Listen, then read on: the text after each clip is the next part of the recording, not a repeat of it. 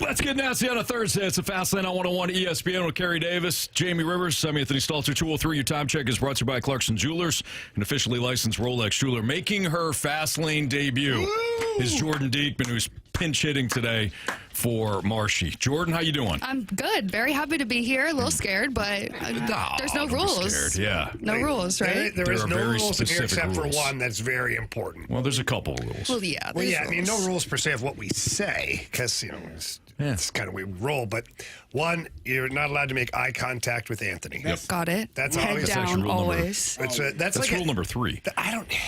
Yeah, rule number 1 is nobody's safe, right? See? I'm educated. Yes. I know. Rule number 2 is we bury the bodies. We bury the bodies. Yep. I don't know what to participate in that one. You kind of have you're in to. the fast lane, so kind of have Locked to. in. Yeah. Yeah, you'll be carrying a shovel too. Yep. And then we got other rules that none of us can remember until they pop up. So Yeah, I've got it in the I'll be taking notes. I've got the bylaws Yeah. over here, so Yeah. we're fine. I can't hear myself. We can't hear you at all either. You can't hear me? No. Am I on? is Carey on? Am I on? You're on. No? No. I Carey? can't hear me. Now you're on. Try it. Check. There we go. You were up. You just weren't on. Sorry about that, Carey. Sorry about that. Don't worry, it's Carey's fault. It probably He is. should have let you know way beforehand. Because, yeah. I don't know. No, my bad. I got it. Jordan's already taken responsibility. I mean, this is That's more than we do. that's more than we do. All right, so Derek Gould tweeting out last night that, actually just about 6 hours ago, so it was this morning, that with Ivan Herrera ready to return from the injured list, that Luken Baker was optioned to AAA Memphis. So the Cards are going to keep, at least for the time being, 3 catchers. Oh, not the Cardinals. They're going to keep Poso, they're going to keep Pages, and they're going to activate at some point Ivan Herrera. They also have Wilson Contreras, who, look, he's a first baseman now. I don't he's not really part of this discussion anymore, but he was a catcher. Yeah. How do you guys feel about them keeping 3 catchers? That move to me, if you ever thought that Wilson Contreras was going to get behind the plate at any point this year, stop. Don't. Yeah. He's not. He for whether it's his choice or whether it's the Cardinals' choice, he is no longer a catcher. He is now a first baseman. And I think that if you're keeping 3 catchers on your roster, you're essentially saying, yeah, he's not one of them. You didn't expect him to go behind the dish. I never thought that once he moved to first base, I thought that his catching days, he probably burned his catcher's gear. You think he still got it? Oh, yeah, he's got yeah. it. For sure. Yeah. Now, he has his Cubs would he catching burn gear. it? Right. Listen, Jamie, his first year as a Cardinal catcher, they tried to move him into the outfield. Yeah. They actively started up a bus, rolled over him, and then rolled back. They reversed it, rolled back over him while he had his catcher's gear on. They were trying to test it to make sure that they could take fastballs. So I think now he got his arm broken the following year playing catcher. Like it was. Well, they told him to move closer to the plate because they wanted him to break his arm. So all of his catching gear for the Cardinals, I would assume he burned it. Just got a barrel, pour some gasoline in or it. is it just not damaged enough from being drove over by the bus a few He times? probably is damaged. No need for it. No. He kept his other catcher's gear, though. No, but what this get rid tells of that me memory. is Ivan Herrera is going to be back, and they value Herrera's bat maybe more so than they value him behind the plate. That's what this tells me. Because if Luken Baker's out, he's your bench bat or DH type guy.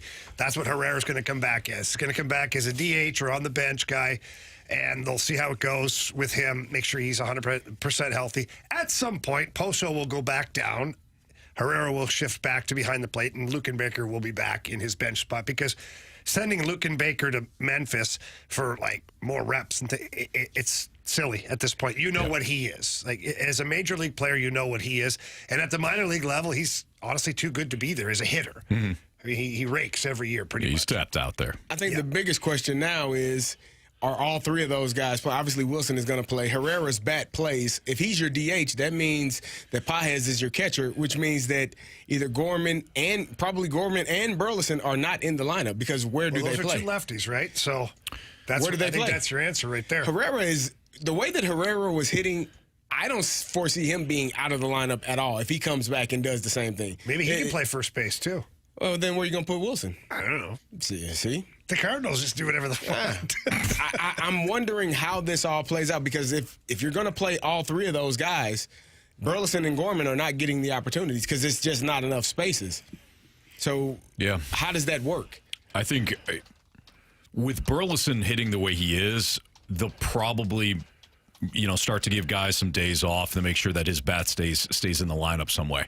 But I think the other guy that you mentioned, Nolan Gorman, who is not hitting well, we're going to dive into some of the metrics that don't look good either for Nolan Gorman. I think that he's the one that is going to lose significant time. Mm-hmm. He now shifts into the Luke and Baker role, where left-handed bat. You're a left-handed bat off the bench. Mm-hmm. If we want to run into one at some point late innings, we're going to use you there. Otherwise, his bat, we might not see him for a while with the way Burleson's swinging it. And I do think that it's not Gorman specific. If Gorman were the one hitting like Burleson, I think Burleson would be kind of relegated to a bench spot. But I think both of them are, if you got all three of those guys in the lineup, both of them are on the bench. Because there's no spot for them. There's no spot in the field. There's no spot in DH. If you're not going to let Herrera be behind the plate, which if you're keeping three catchers, I'm assuming that you're not. Right. You're going to have – I'm just interested to see how it shakes out for Burleson and Gorman. I think they're pretty much set that Jordan Walker is going to be your everyday right fielder. He'll get some days off, and that might be a day where not Contreras, but Burleson goes out to right field or left field, however they well, that's another good mix point. That up. But because with Jordan Walker not playing well, not hitting well, there's another one. There's another option for you. But I think that they are set on letting Jordan Walker figure it out. That's last year, I think they sent him down. They let Nolan Gorman go through the entire year and then finally sent him down after they were like, okay, enough is enough. Mm-hmm. They sent Jordan Walker down early and tried to let him figure it down there. Nothing really came of it. I think this is the year you let Jordan Walker have the same role that you gave, same amount of rope that you gave Nolan Gorman last year. And you allow him to figure it out the entire season, which, again, puts Burleson and Gorman in a spot where they're not playing. Right. So I'm intrigued to see what the lineup looks like tomorrow and going forward if you're going to have all three of those guys, Wilson, Herrera, and Paez or Pozo catching.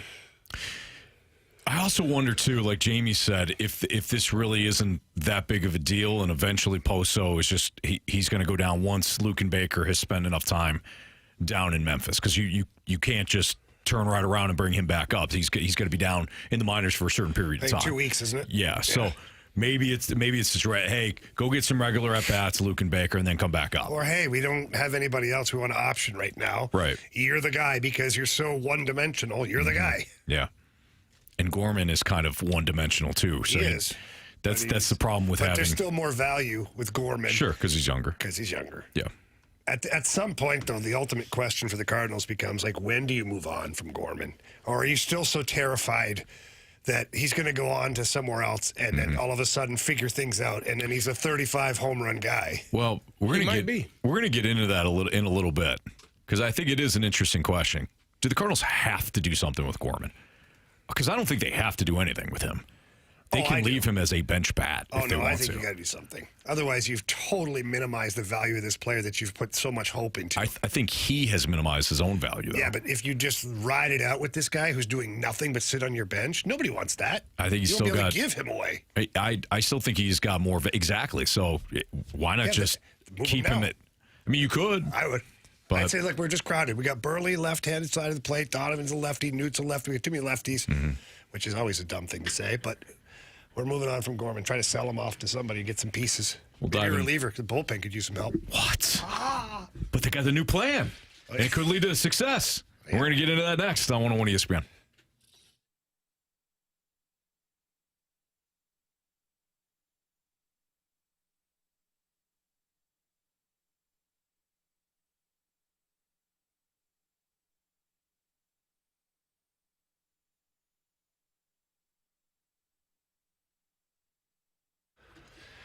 All right, NHL playoffs, NBA playoffs, Major League Baseball, so many fun things out there to bet on, but make sure you're using the right betting app.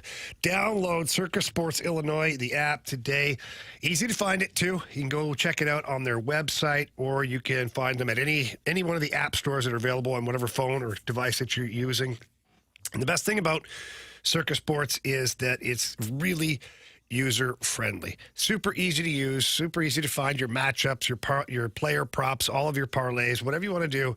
It's really simple to find. They also have great lines on all their futures, bets, tight money line splits, and as always, the best odds of any app that's out there. Check out all the other apps. Compare the odds. Circa Sports has the best odds of any app that's out there. That means bigger payouts. They also have high betting limits for people who want to get a little crazy out there. I don't mind doing that from time to time. And again, just make sure that you have a great time with this. You don't want to miss out on any of the action, so please download Bet Like a Pro with Circa Sports Illinois, the app, and join in on all the excitement. If you or someone you know may have a gambling problem, call 1-800-GAMBLER or text ILGAMB to 833-234.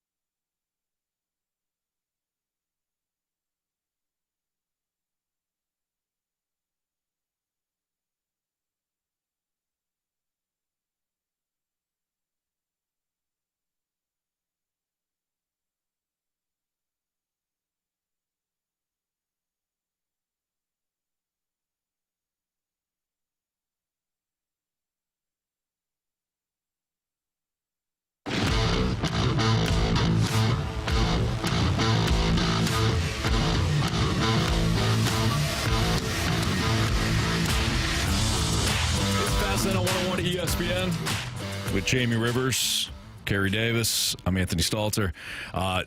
Jamie, you had mentioned the bullpen and how the Cardinals could potentially get some bullpen help at some point, but they also have a new plan. And that new plan, according to Katie Wu, consists of the Cardinals using Steven Matz and Gordon Graceffo, two guys that are either former starters or, in Graceffo's case, he's been developing as a starter. Two starters that can fill various roles.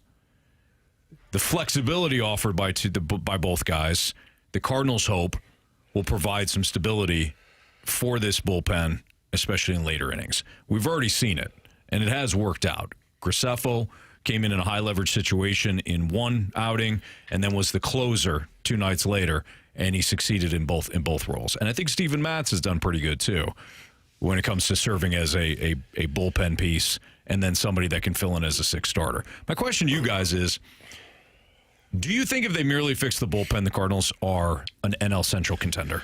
Oh, I do.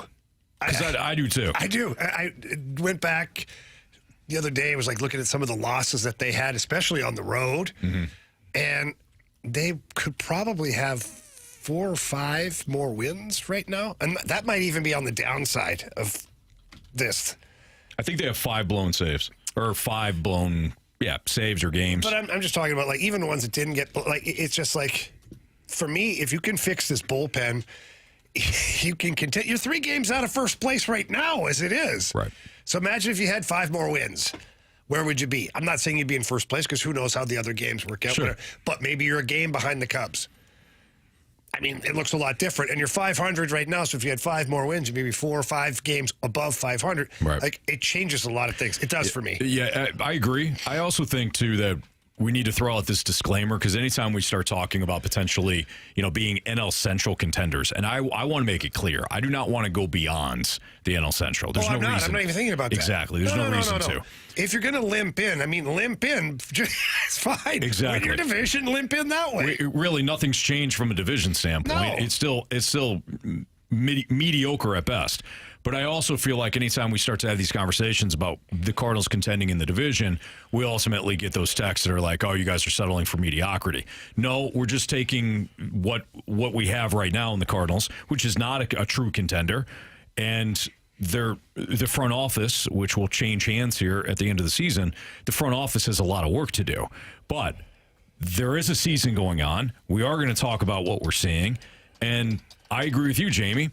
When it comes to the bullpen, if you had a better performing bullpen in April, you're right there. You're probably in second place. You definitely aren't 500. You're a couple of games above 500. Still not good in the big picture. But when you talk about the NL Central, I'd rather have the Cardinals still be in it in the second half. I gotta laugh. Sorry, guys. Vizzini. I mean, when you're right, you're right. I'll tell you that much. This is a text from Vizzini. Jamie, I know math is not a thing for you, but if the Cardinals had 5 more wins, that means they'd have 5 less losses. Would put them 10 games above 500. We knew what you meant. Yeah, that too. We were told no math. Nobody's keeping track. Yeah. Well, he is. Yeah. I actually think a lot of people are. Oh, he was the first one and only one. Well, I think I do agree. Way to go, Vicini. Good job. I do think that if the bullpen was better, that they would be better. That's obvious. They've had some blow-ups. They've had some horrible outings from the bullpen. But I do think that they have tried to correct some of those things. They sent Roycroft down. He was back yesterday. He pitched well to close the game out. They sent Fernandez down. Those two had struggled mightily, and you started to figure out which guys you began to trust in that bullpen. Leahy, Maton, Helsley. Maybe you can add Graceffo to that list when Steven Matz is not the 6th starter. Maybe he's also added to that list. That's 4 or 5 people in that bullpen. Now, those 4 or 5 guys can't pitch every night. You're still going to need JoJo Romero to perform when his number is called. You need John King to perform when his number is called. You're going to have to do they've tried to fix it, in my opinion. And I don't think it's too little too late because it's still early in the season. So it seems like things are trending in the right direction. And again, if Gordon Graceffo is going to be an arm in the bullpen that you can throw out in the 9th inning when Helsley needs a day off, or you can throw him in the 7th inning, you can put him in high leverage situations where he's got to get 2 or 3 batters out and you trust him, then that's just adding to what they have. And I think that is going to make them a better team. Well, that's the key. Here's some numbers. Steven Matz has posted a 1.44 ERA, 21 strikeouts, and 10 appearances. He has seemingly embraced this role where, he can pitch in various situations depending on what the Cardinals need, and his command and his presence have all been good. Graceffo, as we mentioned, has been very good. He earned his first career save in a back-to-back outing, showcasing improved velocity and command. Every single arm in the pen won't be used in high leverage situations. You don't need that. What they need is somebody's more than Ryan Helsley, Maton, and Leahy. That's all they had for a while. And you can't just, obviously, you can't run through those 3 guys consistently. So if Steven Matz and Graceffo can add to that, can pitch in high leverage situations, depending on what's needed out of them, you got 5 guys. Yeah. Other than that, JoJo Romero, Fernandez, John King, Chris Roycroft, whoever they wind up using, if they're just in low leverage spots, pitching blowouts, Roycroft comes in 5-0 game. Right. Cool. That's a bullpen. That's a Major League Baseball bullpen. So if they can get those 5 guys consistently. But it also depends on the starters doing their job as well. Like, it has to be a complementary thing. Like, the starters have to perform well enough to where you're not getting put out in the second inning. Sure. And now you got to throw some of those guys, and But they even got if you do, this is where you have the Roy Crofts and yeah. You know what I mean? But not. You can't have that in a series, like multiple times in a series, because then that'll burn your bullpen out. And so I think everybody is a part of it. They're all culpable. They all have to do their part and do it well. And if they do, the Cardinals can be trending in the right direction. They are right now. Yeah, they've won 5 straight. Yeah. They've won 5 straight, and the biggest flaw right now they're working on, and they're using they're at least strategizing here. It's not, hey, we believe in these guys, and then you just keep seeing the same thing over and over again. I think that they've reacted pretty proactively. Mm-hmm. They knew that the bullpen coming out of April was an issue. They're trying different things, including using a young guy who a lot of us wanted to see. That's nice, too. Yeah. I just worry. I don't know. I guess I shouldn't worry because Liberatore was in the bullpen for however long, and now he's back in the rotation. Right. So I guess worries maybe the wrong word. I just wonder about the future of Graceffo and what role he has. But again, going back to the Matthew Liberatore thing, and heck, let's even go back to Andre Palante, where they had him all over the place. Now Palante and Liberatore are in your rotation. Yeah. And at least Graceffo now is getting major league innings under his belt against major league batters. Exactly. And in the offseason, if they have to build him back up or, take a shot at being a starter again, they can do that. But they also know that what they have in him, if for some reason that avenue is not the avenue, they also have him now as a great bullpen arm. Certainly, yeah. And he's got a pitch arsenal of a starter. Steven Matz has been a starter, so he already has that pitch arsenal. How pissed do you think Steven Matz is right now? This is the last year of his deal, right? But he seems like, I feel like he's kind of embraced it. So, but what is his future? I know it's completely off topic, and I got some ADD here right now, but... How old is he? Steven Matz, I don't 35, 30. Like, is this the end of the road for him? 35. He probably, you know what? Or does he sign, with the Pittsburgh Pirates next year? Yeah. As a starter. Right. There's always there's always going to be a team, i.e. the Cardinals last year. 33. That are 34. Okay, so in a couple weeks. He's looking at 1-year deals now. Yeah. He's going to have to go the Kyle Gibson, Lance Lynn route. Popped in my head on the way here, driving here today. I was like, Steven Matz seems like he's being a pretty good dude about this, but how pissed is he right now? Well, it got to stay healthy. I don't think he is. Steven Matz is. I think he is. You don't think he's pissed that he's lost his spot in the rotation, Carey? I think. No. Would you be pissed if you lost your spot at fullback? I would be if somebody was better than me and I wasn't performing. If I was performing well and somebody was giving my spot, hell yeah. What if somebody wasn't really outperforming you, but their contract was bigger? I still would be bothered. Okay, but if they're not, that was the Michaelis Matz. It was like the coin flip of who was going to go to the bullpen. Yeah. I don't think they ever thought Michaelis was going because they've had Matz in the bullpen before. But Matz too, Jamie, and you know this. Like he hasn't been healthy, so he can't blame the Cardinals. He can't be ticked at the Cardinals. I'm not. I just said how pissed is Matz? Do you think? I think none. I think on a scale of 0 to 10, he's about a 0. It's about a 1. There's no way he can be. If you're a competitive dude and you got to the major leagues, you're pissed. You're pissed. But you also are somebody that often says, hey, you have to embrace the role that you're given. You are, but it doesn't mean you have to be happy about it. There's lots of times where I embraced the role I was given. I wasn't happy about it. I would like to play 20 minutes a game, power play, penalty kill, all the fun stuff. Yeah, that'd be great. Mm-hmm. Instead, I played, 12, 13 minutes a game and played against all the knuckle draggers. Yeah. I did what I had to do. You pounded faces. Yeah, and I would have rather had been able to score some goals. I would much have rather not ran ISO 25 times a game and kick out defensive ends. Yeah. I agree. Yeah. Hey, give me the ball. I don't want to. Hey, that guy, when the tackle blocks down, that defensive end, his eyes light up because, something goes in, something's coming this way. And he's like, yeah, and you're smaller than me. Oh, yeah, sign me up. Yeah, he's ready. Wouldn't you rather be a fullback? My neck is like, Wouldn't you rather be a fullback today, though? Oh, hell yeah. Fullbacks I know, but that's why these defensive ends are 6'3", 240, 250 pounds. Hell yeah. You know how excited I was when I saw a linebacker that was my size? Good luck, fella. I'm going to maul you. All right, it's the Fast Lane on 101 ESPN. Kerry Davis, Jamie Rivers, Anthony Stalter. Jordan Diekman is in for Andrew Marsh, and she has what's trending for you next on 101 ESPN.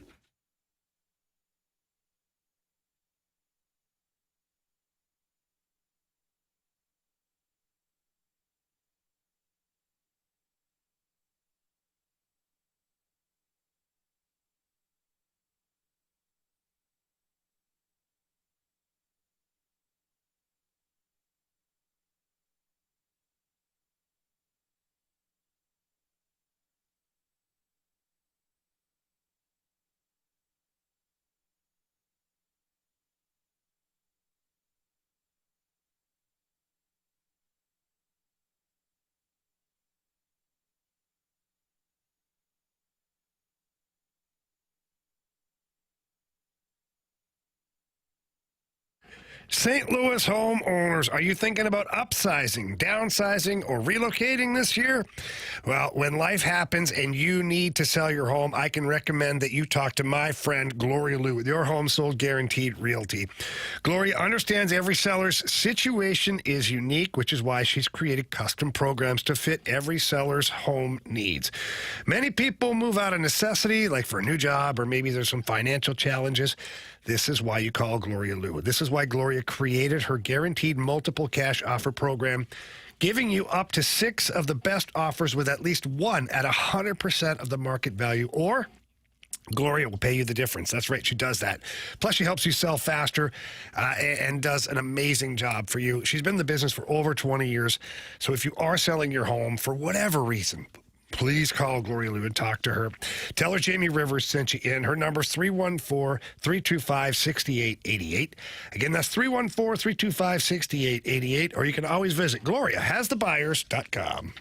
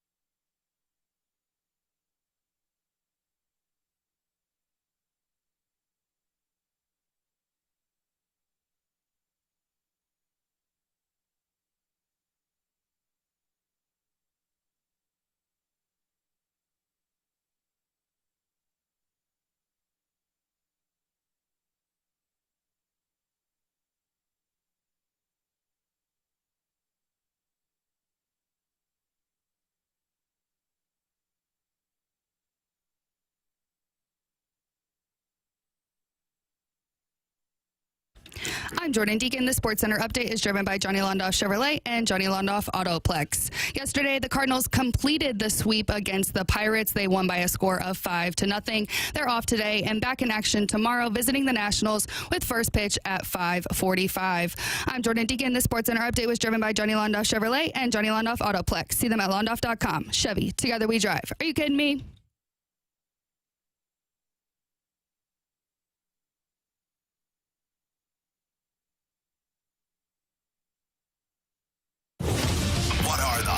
Topics in the sports world. What in the wide world of sports is going on here? It's time to find out with What's Trending, brought to you by Elite Comfort Experts. Heating and cooling with no gimmicks, just guarantees. EliteComfortExperts.com.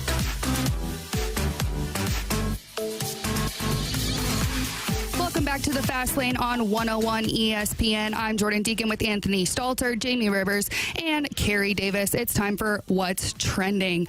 All right, guys, it happened. He's there. He hasn't been here since 2021. Joel Quenneville, coach of the Anaheim Ducks. Oh, wow. Yeah, this is spicy. So Pat Verbeek, who is the GM of the Anaheim Ducks, was a teammate of Joel Quenneville's back in the old Hartford Whalers days. And so Joel Quenneville was suspended along with a couple other people in the Chicago Blackhawks organization for not responding correctly to sexual assault allegations. It does turn out that in the official legal documents that Joel Quenneville was part of the meeting that was about 5 to 10 minutes long to inform him that there was something going on. They did not specify it was a sexual assault. And they told Joel, as well as some other guys, Kevin Cheveldayoff, another one who's the GM of the Winnipeg Jets, they said that they were handling it. So that's the last Joel Quenneville kind of knew of that. And then all of it all came like rearing its ugly head, which it should have. Mm-hmm. I mean, if there's something like that that's going on, the organization should have done something. Absolutely. But McDonough, who was the top of the food chain at the time, he just decided to resign as president of the Blackhawks in the middle of all this. And then he sauntered off into the darkness. Nobody's seen or heard from him. I'm not kidding. He's like Kaiser Sose. No one's seen or heard from him since. Gone. And he was the guy that ultimately was the top of the food chain. Like the guy who should have made all the decisions, fired people, moved people, proactively got involved. He didn't, because he got consumed with the Chicago Blackhawks going for another Stanley Cup. And so, anyways, Joel Quenneville and Stan Bowman are two of the guys that were suspended, notably. Those two notably in that whole thing. Stan Bowman got reinstated, obviously, with the Edmonton Oilers now. Thank you, Stan, for Holloway and Broberg. Really appreciate your efforts there. And then Joel Quenneville now is going to get an opportunity to coach in the NHL again. You can go on Twitter or social media, any of the Anaheim Ducks pages. They have it listed, and they talk about the proceedings, how they went about this, their research. They dove into the legal documents and found out all that they needed to know. That, yes, Joel Quenneville should have maybe followed up or gotten a little more inquisitive, but that he wasn't really in charge of the whole thing. So we'll see. I saw Coach Quenneville when he was back here for the Kelly Chase Puck Cancer game. Had a chance to talk to him. He's very excited to try and get back in the NHL. He misses coaching hockey very much. Very much. He has done a lot of work on the outside with different programs and things that he's attended and spoken at, and he's tried. So do I agree with everything that happened in Chicago? Obviously not. I don't. But I also don't agree that there should be a lifetime sentence for people who maybe weren't at the top of the decision making there. You know, he's proven to me anyways, and we'll see if that holds true, that things are a little bit different. But I don't know how you guys feel. I think it's okay. Jamie, I think you said it well. I do. It's not like he was reinstated immediately. You know, he's been out of hockey now for how many years? Well, it's been 5 years? 5 years he's been out. 2021. So yeah, we're not talking about him being Whatever. Close enough. 4 or 5. Yeah, 4 or one 5, of those two. you know, depending where you're at in the country. Right. There's a different Canada, it's 5. time Here's 4. zones. Yeah, totally. Yep. But Carey, it's fine. It's like the exchange rate. Carey. Let it go, Carey. Okay. Carey, Sometimes things are said here, and I'm like, the hell are we doing? I'm surprised you're listening. Very true. I told Anthony yesterday, there's a time on these airways where I do zone out. No, we never noticed. Yeah, sometimes I do too. There was. I'll just get the deep stare. There I was don't even catch myself. Like, oh, look at you. What are you doing? There's a moment yesterday where I teased the segment, and then we got into break, and Marsh, I think, said it in the Sports Center update, and Carey goes, "What are we talking about here?" I'm like, Carey. Flips table. Hey, Jordan, you should know that. Like, coming into every segment, Yeah. Carey and I never know what we're talking about, even though okay. Anthony teases. He does a great job of teasing. He sure does, He Carey. does. He does a great job of teasing. Clearly not. Yeah. Because you guys you would do, have been more Anthony. engaged. We No, appreciate No, it, too. we're engaged. Just because they're not listening doesn't mean that you're not saying it. You right? Jordan, I In the appreciate you. nicest way Thank you. possible. Yeah, no, you know? I appreciate that. Yeah. All right, Jordan, what else you got for Worcester? 2 words. Mikko Rantanen. Oh, my goodness. Hot stuff right Wow. now. He's possessed. He's possessed. The devil has entered the conversation. No, I'm just kidding. That's a guy that Well, one, he's playing like he always has. Like, he's always been such an impactful player. But then when he got traded to Carolina, it wasn't a good fit. He wasn't happy. There was all sorts of crap. He did not play well. So much drama. And then he got traded to the Dallas Stars. And then it took him a while to kind of get his groove going. And then I think that what he needed the most happened was to play against his former team in the first round. Mm-hmm. And he scores a hat trick in the third period to put them onto the golf course. And he scores a hat trick in game 1 against the Winnipeg Jets. So this guy he's a dangerous player. And Dallas, in my opinion, just got, they've entered the conversation as a potential threat for the Stanley Cup.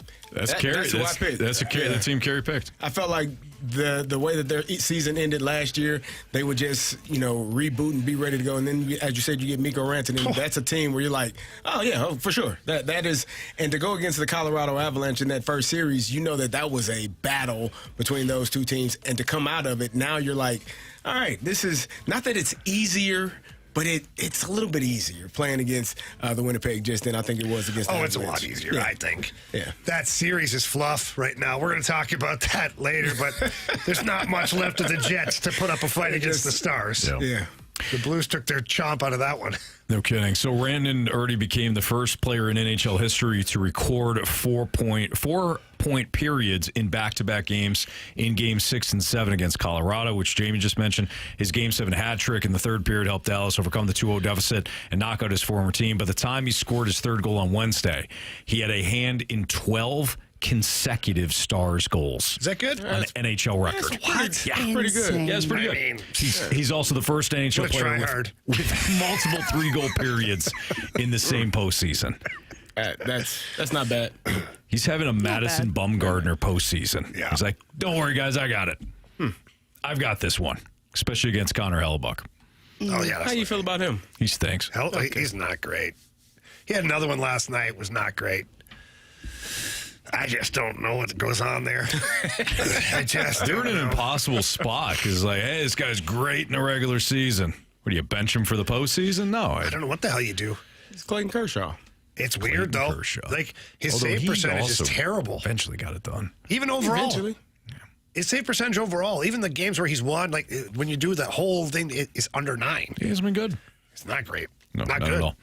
So the Stars and the Jets, a Game 1 loss last night. And how about the Maple Leafs? 4-3 winners over Florida. I'd asked you whether or not Toronto, Jamie, has figured it out, and you said, nah. I don't believe in him. He doesn't believe in him at all. He keeps picking him, but you better be careful because Mumsy will text you. And Mumsy's going to be here next Wednesday too. Yeah, I can't wait. Yeah, you better get it together. Yeah, so here's where I am. You're right. I should. I should. Even though my mom's just a little lady, she carries a big stick. I'll tell you that much. Not afraid to use it. Especially with my brother and I growing up. Yeah. More so Sean. He was really way bigger. Oh, yeah, sure. Way bigger troublemaker than me. Yeah. Got himself in so much trouble. Kiss ass. Anyways. Well, for the Leafs, I'm just not there yet. They've played 2 good games against the Panthers, and Panthers are a quality opponent. So I'm not taking anything away from that. But now, like, Florida's backs are up against the wall. They've lost 2 games in Toronto, but look what the Blues did. They lost 2 in Winnipeg, came home and blew the doors off the Jets. Mm-hmm. And they went back and forth. So if Florida goes back now down to Sunrise and wins 2 in a row, but they're like in style, all of a sudden the Leafs, like, what are they then? Mm-hmm. Like, to me, the Leafs will tell me who they truly are after this series becomes either they win it or it's tied up again at 2. Now we'll see what they truly are. And if they go down to Florida and win the next 2 games, they've told me they're ready. Craig Berube has that team ready to make a run at the Stanley Cup this year. But if they go down there and they fumble 2 games in a row, we'll see. That's Jamie Rivers. That's Kerry Davis. That's Jordan Deacon. I'm Anthony Stalter. We've got Blues talk coming at you. What should the Blues be looking for this offseason to add? Jamie will tell you next on 101 ESPN. What?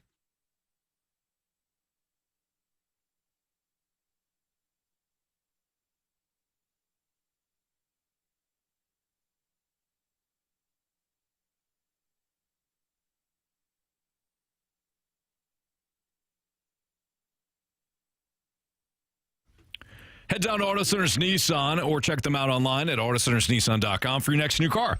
When you do go to AutoCentersNissan.com, and you pick out a couple of vehicles that you like, don't worry, you won't have any sort of scavenger hunt going on when you head down to Herculaneum. They will have that vehicle right there on their dealership lot, one easy location for over 800 new and used vehicles. So it's a fantastic situation for you because you don't have to worry about driving around to different lots, or you go to a dealership, and I'm sure you've experienced this before, like, oh yeah, we actually don't have, we have that car, we just don't have that car. Not at AutoCentersNissan.com. And during their Bloom and Vroom sales event, you can score big with no payments for 6 months on select new Nissans, no payments for 3 months on used vehicles, a complimentary new car lifetime warranty, a 30-day new car return promise, and 3 oil changes included on every new Nissan. So check them out online at AutoCentersNissan.com.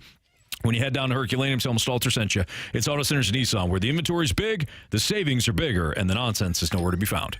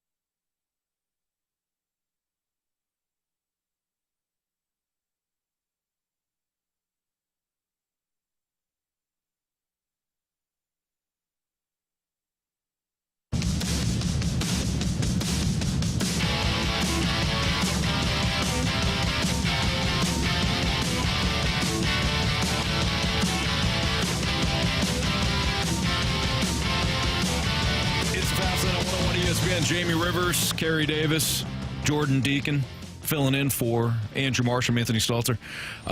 Jamie, what should the Blues be looking for during the offseason? So, look, it depends on who you ask. In my opinion, I think you need another center. In my opinion, I think you need a second-line center. Ultimately, Braden Shen going down to your third line. I think that if you had I said this to a couple of people, I said the other day on this show, the Sam Bennett. I love Sam Bennett. Like, there's flashy toys that are going to be out there, like Mitch Martin or Brock Besser, but those are perimeter players. What the playoffs are showing us right now is that perimeter players are really cute in the regular season. But what happens in the playoffs?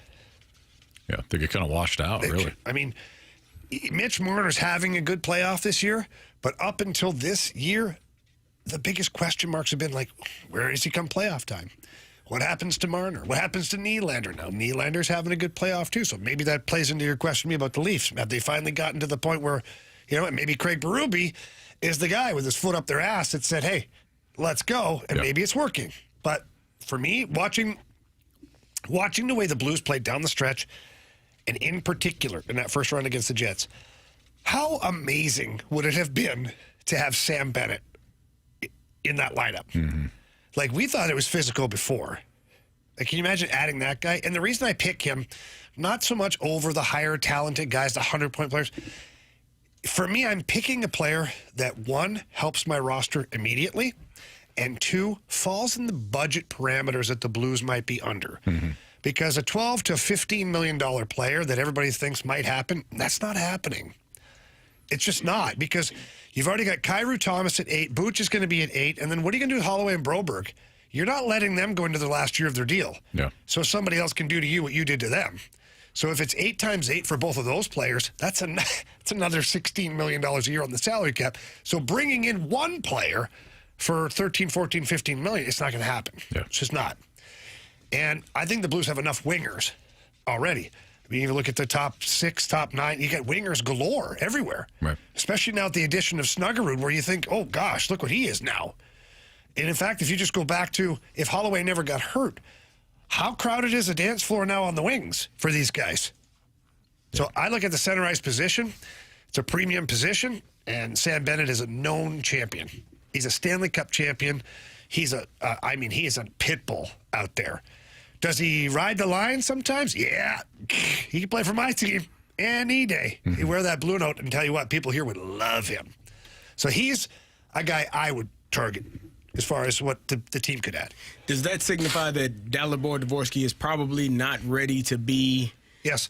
Okay. That was my follow-up. Is where does that go from there? He's not ready. I watched him play this year. He's not ready. He's just physically not mature enough yet. He's 18 or 19? 19. 19. 19. Still young. Yeah, he's learning on the fly here, guys. Like he played junior hockey for a year in Sudbury, tore up that league, was great there. But again, so when you look at Dalibor Dvorsky, physically, he's a man. He's in great shape. He's a big dude, muscular. So imagine that playing against 16 and 17-year-olds. Sure. Mm-hmm. It's going to dominate, right? Now, in the American Hockey League, he had a good season. He made the All-Star game, which was awesome for him, but he didn't dominate, especially down the stretch in the American Hockey League when a lot of the older guys get sent down and things are happening around the league where the crappier teams send older players down, call up young players to get them experience. When the old players go down, they're better players. They're bigger, stronger, faster, like all those things. Right. And Dalibor, not that he struggled, he didn't have the impact that I think he would like to have or that the Blues would like him to have. I think he's a year to 2 years away. And if that's the case, even if he's part of the team by the end of next year, at the end of the year, you're always able to do the Robert Thomas with him and put him on a wing if you want to, which is why I don't want to pick up another winger. Because if Dalibor Dvorsky ends up being a winger for the first year of his NHL career or even first 2 years of his NHL career, now what? They get all these wingers. So, what about defensively? So, I've thought about this, and I really hate trading players that are here because they've earned the right to be here. They've signed contracts to be here. Nick Leddy and Justin Falk signed contract extensions, and I only bring those two up because that's what everybody's talking about. Of course. Yep. So, Torrey Krug has been, I shouldn't say he's been ruled out. It's been suggested that his career is over, which I thought was going to be the case anyways, based on the surgery, the injury, all that stuff. So Torrey Krug will be an LTIR play, which will help the Blues because it'll give them some extra salary cap space. Now, Letty and Falk, Letty had a really weird year. Started out pretty good, ish, and then he got hurt with this crazy thing that he had going on there. And then he came back, played pretty good for you. And then I didn't think he had his best in the playoffs. I didn't. So did the injury creep its way back in? Tough to say because Army didn't give us any information. He basically swallowed the key. I mean, at the end of the year presser, he's like, yeah, and if you're healthy enough to play, you're healthy. Right. So I didn't like that, by the way. And let me tell you why. Because those guys gave everything they had. And if somebody maybe wasn't playing up to the level that certain fans think they were playing, but maybe they were dealing with torn ligaments or a broken foot or a broken finger or like something like a torn rotator cuff, like something these things happen. Mm-hmm. You just give your guys their flowers, man. Like if you say, this is just an example. I don't know this because we don't have any information. But if you say a guy like Nathan Walker was dealing with an oblique problem, his neck was cranked out of the spot, and then you watch him, you go back and you watch Game 7 again, you go, holy crap, I can't believe he was doing that like that. Mm-hmm. Yep. So in my opinion, I didn't like Army not telling about some of the difficult things that the players were going through in that playoff series. Yeah. He basically chalked up, so if you're playing, you're healthy, so I don't want to hear about it. I ultimately agree with you, Jamie. I do think that just saying it is good. I wonder how much Army thought about that and said, you know what, I don't want to make excuses for the first round exit. I get where you're coming from. Yeah, but your players, man, you got to think of your players. What's the reward for going out there and sacrificing, playing hurt, getting shot up, getting things frozen? What's the reward if everybody's like, well, you're healthy and you played like crap, kind of. Those last couple of games, you weren't very good. Sure. Well, I'm sorry. I had 4 needles in my ankle because, Yeah. Well, this is, in my opinion, this is how teams, I'm not saying the Blues are doing this, but teams underutilize the media. I've seen this before. I think hockey does. I think it's almost I've never liked the upper body injury or the lower body injury. What the hell is wrong with you? Tell me what the hell is going on. No, I'm not telling you. You know why? They tell it in football. Yeah. That he's got a torn pec. That's great information. I'll tell you this. He's not going to be able to use his arm. Exactly. When I bull rush him, good to know. That's what I'm saying. That's why they don't disclose it. I'll tell you when it started. When I was just coming into the league, injuries were kind of disclosed. Like, it was, he's got a bad shoulder, or he popped his shoulder or collarbone. Okay. And then when playoffs came around, nobody disclosed anything. What's going on with so-and-so? He's fine. He's fine. alive. He had a cough today, Really? Because his left arm is no longer there. No, he'll be fine come game time. Upper body. And then it's leaked into the regular season, too, now. And I will say, I don't care. I'll just say it. People can think what they want. I will say that we used to get a scouting report before playoff series of potential injuries to certain players and what they were. Yeah. And you were told to target them. So this is why. So is it just about finding a happy medium? Just the NFL. Dirty NFL. Is it just about finding a happy medium of giving your players those flowers, but then also not getting targeted? No, so I think that once the season's over, I think disclose everything. Okay. Talk about how so-and-so had a broken jaw or lost 2 teeth or this, whatever it is. Okay. Get it out there. But then I think you can also say at the same time, look, there's no excuses here because if they were healthy enough to play, that means they felt like they could contribute. And ultimately, we couldn't get the job done. However, though, I think I have to compliment some of my players who played through some pretty tough situations and you list them off. Sure. And then say, it doesn't matter, though, because we still didn't get the job done. I think there's a way of recognizing both of no excuses plus, hey, your Blues, your blue-collar team did this for you. They played hurt for you, and these were the injuries, where now it's just maybe that guy just sucked. Yeah. He ran out of gas. No, he was dragging a leg around the ice. No, you know what? I hear you. I had a conversation one time. I can't remember what series it was, but Matt Holliday was dealing with either it was I don't want to get specific. He was dealing with something off the base. I don't know if it was a sickness to one of his relatives or he was dealing with an injury, something. And he was having a bad series, and, fans were kind of all over him. And I remember talking to somebody within the Cardinals organization a year later and was like, the fans didn't realize this and this, that, and the other thing. And okay, use the media. use the media. Yeah. Hey, my guy's dealing with this. You didn't hear from me, Right. but this is why he's Right. 0 for gopher over his last 30 at-bats. Some of them do that properly, yeah. And then I'm talking about media that you trust. Yeah.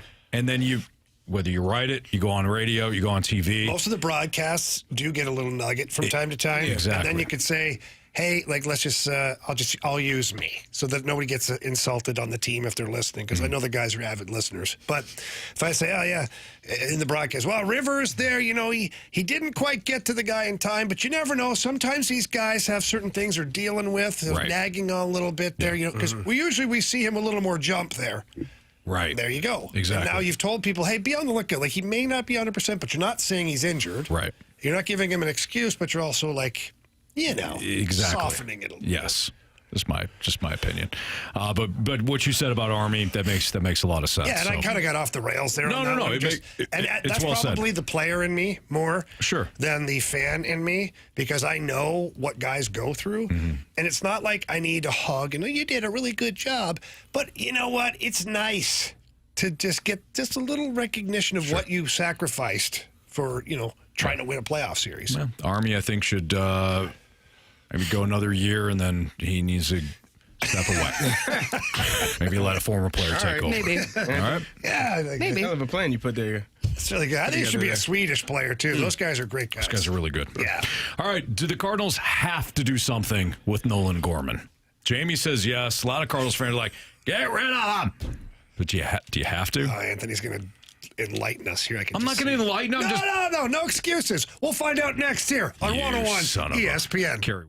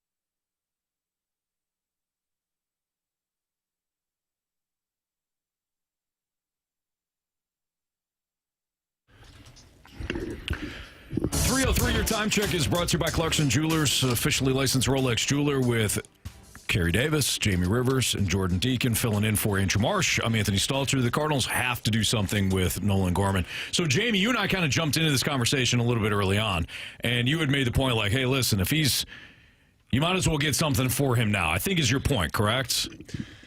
Yeah. Either at the deadline or after the season. Yeah, so my opinion is broader than just like get rid of him. Like my opinion is that you have been nurturing this player. You drafted him. There are high expectations. Him, Jordan Walker, Mason Wynn, and we still hear about Tink Hence. Like there's buzz names that you hear that people get very, very high on as far as the prospect pool is concerned within the organization. Gorman was one of them. Yeah. Big lefty bat. I mean, 30 to 40 home run guy, you know, all this stuff. And hasn't really translated at the major league level. Mm-hmm. He's had moments to where he can touch seats. Absolutely. But, like, last year's not great. He ended the season in Memphis. Like, It's not what you want. And then this year, he really doesn't even have a position. He's a bat off the bench, maybe second baseman sometimes. Third baseman, Arenado, something happened, or he was tired, or got hurt or sick, whatever it was. Back spasms. He needed a day off. That's what his back spasms. I was trying to find it in my Rolodex there. You got there. Eventually. And so he's basically a part-time player, but he's too young to be that guy. Mm-hmm. You can't be. So if I'm the Cardinals, maybe I find a team that's, you know, lower part of the division, wherever they're at, like Pirates, Nationals. Like, there's enough teams that are needing a good young prospect that are willing to take a chance because they don't have anything of their own. So they're like, holy crap, I'll try Gorman. Mm-hmm. You know, and maybe you get a reliever or another prospect, or I don't know. I don't know what the actual trade value in return would be, but do you really see a future for him here in St. Louis? Like, what's his pathway, dude? Well, that's the problem, I think. Right there, what you said. And if you hang on, sorry. Go ahead. I'll hand it off to you in a second here. Yeah. Just because if I don't think about it, sure. Forget, and hamster falls out of the wheel, Absolutely. All that stuff. If you hold on to him, say you be patient, and you hold on to him, and it doesn't get better. In fact, it gets worse, which, by the way, it's trending that way. Bat speed's down. Yeah. Not great. If you hang on to him, all of a sudden you might have a player that you end up just DFAing. Mm-hmm. And then anybody can have him. So, I don't know. I'm of the belief, like, there's still some teams that might be enamored by the big lefty bat with what he could potentially be that are bottom dwellers that might say, we'll give it a shot for a reliever. We'll give it a shot for a prospect, like whatever. Mm-hmm. I don't know. That's my thoughts. So let's talk about the bat speed first, because The Athletic put together an article where they were talking about MLB statistics that are alarming. And Nolan Gorman was mentioned. 70.5 mile per hour swing speed. So they talk about different players, and they got to Gorman, and they mentioned how the bat speed is down more than any other qualified hitter, all the way to the 29th percentile, down nearly 3 ticks from last year when he was in the 70th percentile in that metric.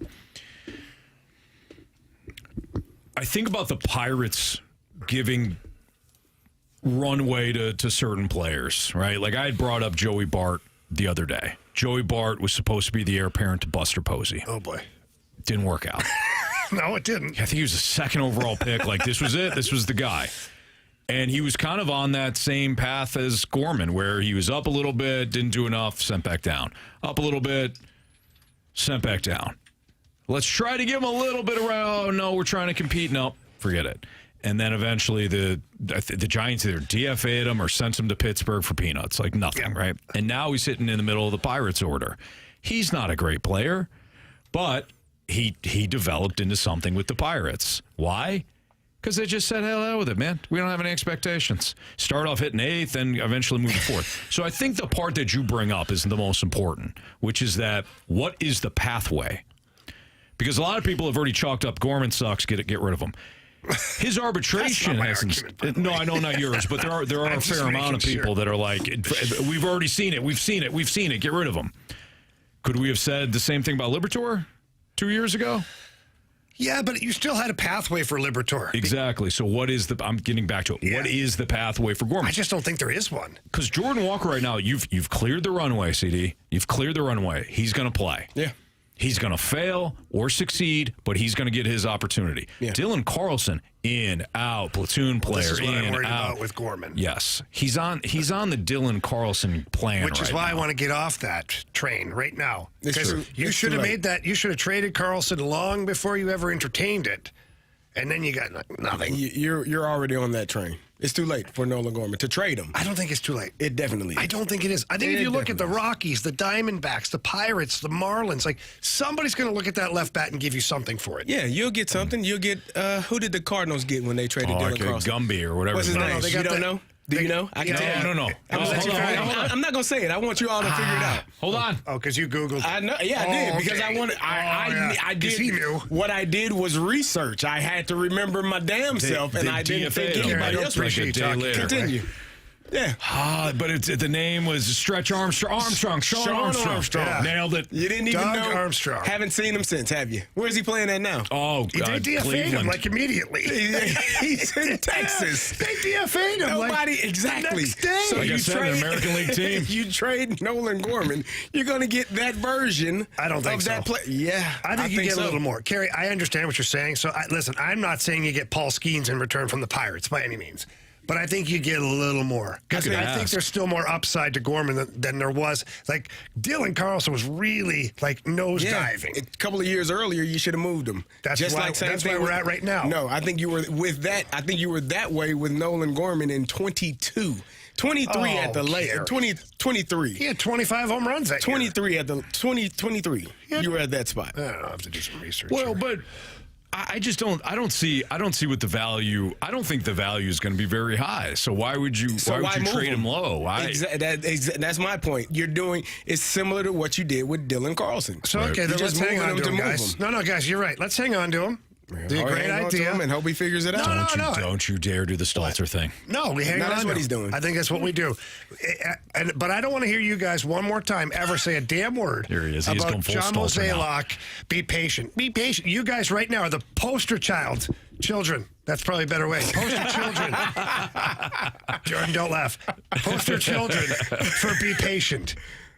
You disgust me. both Hey, of you know what?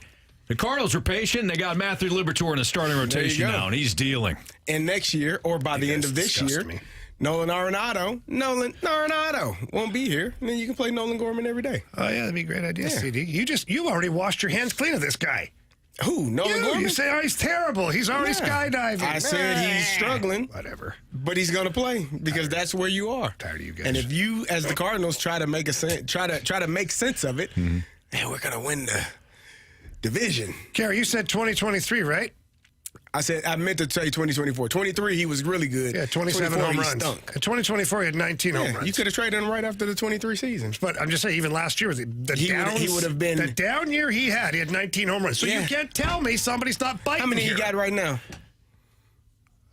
One. Exactly. That's a hell of a home run. Don't even remember. Somebody's biting the hook.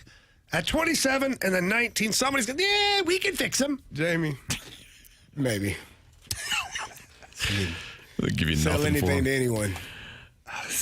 You could sell a ketchup popsicle to a woman in white There gloves. you go. Yeah. Ketchup popsicle? Would you ever eat a ketchup popsicle? No. If somebody gave me money. Absolutely not. That Never. sounds awful. How much money? How much money are we No, talking no, about? no. There's no money. Then no, I wouldn't. Why would I?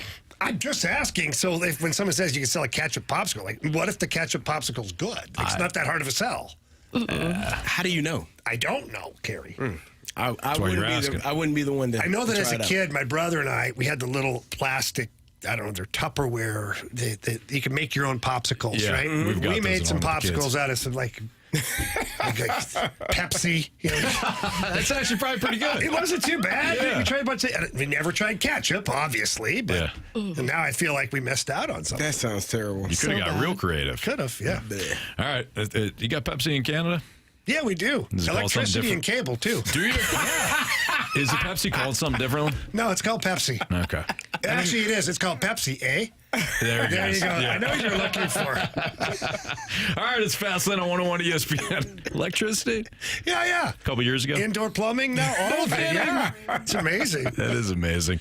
Where does Jordan Walker need to be stats-wise by the end of the season? We'll get into that conversation next on 101 ESPN.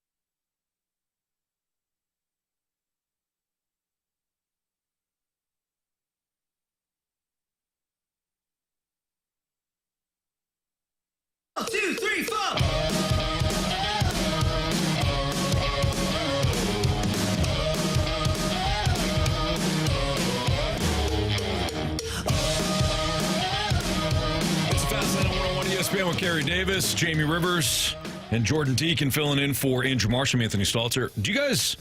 And look, Jordan Walker's he's struggling big time. He had 116 hits in 2023. He's scored 51 runs in 2023 and drove in 51. This season, you know what? Sometimes the stats lie. All right? No, they really don't. Not with him, though. Not at all. So are there numbers that you want to see based on like where he was in 2023 that you feel as though that you absolutely need to see out of Jordan Walker by season's end? Well, OPS would be, I think that's a good one. Yep. WRC plus is another one. Yes, so at least 100 for WRC plus. That's an average player. And what do we got for those, Anthony? Oh, good. I know I'm looking at it right now. In 2023, he had a 787 OPS. Last year, 619. So far this year, 530. Yikes. You're going the wrong way. How does he know where we're going? Got to go that way. 116 WRC plus 3 years ago. Down to 72 last season in only 51 games. In 31 games, 53. Yeah, Is that good? No, it really isn't, Kerry. Okay. That's 47 percentage points below average. Wow, look at you with the math. It's room for I improvement. had to use a calculator Hey, it's still resourceful. twice. It's good. You yeah. always check your work. You have to, yeah. Yes. Yeah, 53 WRC plus. This is that the over. Yeah, I always have to say, look, it's the all-encompassing stats of how good are you at creating runs for your team, No matter what building you're in. no matter what exactly. Park adjusted and all that Yes. fun stuff. Is it the end-all be-all stat? No, of course not. There's no stat that's end-all be-all. But from an offensive standpoint, it's pretty damn good. Obviously, you need to create runs for your team to win. How good are you at creating runs?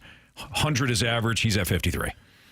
Like what I saw, He's halfway there. What I saw yesterday Halfway there. in that one strikeout that he had, it just brought me back to the beginning of 24 where they're throwing him the slider and they were throwing it into the dugout and he was swinging at it. Yeah, Like we're back there. we're back to that spot again Yep. to where and the base hit that he got, which is I think he batted 2 runs, got in on the Yeah, but solid it was up the middle. basically a ground ball back up the middle that found it had eyes. It found a way through. A seeing eye single. I just, again, so we just finished talking about Gorman. I think if we talk about Gorman, we have to talk about Walker. Walker's numbers are worse. Yeah. And he's playing every day. He's playing every day. And what is he, a year younger, 2 years younger than Gorman? What's the difference there? Because Walker's 22, Gorman's what, 24, 25? 25 tomorrow. Oh, Saturday. Happy birthday, Nolan. Nolan. So there is You're doing runway great. there. There's 3 years difference between the two of them, but the way it's trending, it doesn't seem to make a difference for me. I think that Jordan, we talked about it yesterday briefly, just watching him, I think he's in his head. I think it is too much information. It's like anybody that's played golf and you got 14 people telling you, oh, you need to do this, you need to do this, you need to do this. Well, your backswing, remember to keep, whoa, hey, man, how can I hit the ball straight? Yeah, but Kerry, the problem I have with that is now this is he's had a hitting coach in the minors. He had 2 hitting coaches. I think he was here under the Jeff Albert to start with. Yes. And then went to what's his name, Turner Ward. Yep. And now he's under his like 4 different hitting coaches plus his own hitting coach that he works with in the summertime. Like at some point, it has to be the player. I Never know- mind the information. But I know that what you're just, saying. that just made the point that I made. He's a hitting coach killer. That's the point that I just made. You've got 5 different people telling you 5 different things. You're Kerry, searching at some point, the and player plus- has to do something about it. Correct. As plus yourself knowing what you feel comfortable doing. I just said he's in his head. I'm not making an excuse for him. He has to figure out how to hit the ball consistently and drive the ball and have success. Right now, I feel like it's too much going on for him. Like I said yesterday, we watch him. If you watch Jordan Walker, he gets 2 strikes on him, he's going to call timeout. Like for me, it's an automated response. I'm supposed to do this right here. I don't know why I do it every single time, but something tells me to call time because I need to reset. Yeah. And he's not comfortable, in my opinion. He's not comfortable at the With plate. this guy then, because He's got to figure out. It's inherently easy to say. on. He's got to figure it out. It's Kerry. on the player though. Like confidence is the most important. Jamie, you know this. You can be one of the most talented players in the world. If you don't have confidence, you're not going to succeed. And conversely, you can be terrible. Not that terrible. NHL, NFL, Major League Baseball is terrible, bottom of the totem. But if you have confidence, when those moments arise, you're going to do well. So, And hitting a baseball is not easy. That's So, the other. That's the other part. I can't that we sit said here and yesterday. act like, it's so easy. You just put It's the bat hard on to the hit ball. the damn golf ball that isn't moving. It's incredibly hard. It's incredible. Well, most things in life worth having are. I think with Jordan Walker, it's never one thing. You know, Jamie, you had brought up the plate approach. If everybody knows what the out pitch is, then that's not good. He expands his zone too much, so he gets in these funks where he expands his zone. We've had Jimmy Ballgame on these airwaves. Jim Edmonds has talked about, you know, big strong kid. Also, you know, he noticed it at that time whenever we had Edmonds on, he noted that maybe Jordan Walker was collapsing his backside. Oh, It's, you know, whatever it is for him to try to, you know, dip his shoulders, whether he's trying to elevate the ball or whatever it was, he was collapsing his backside.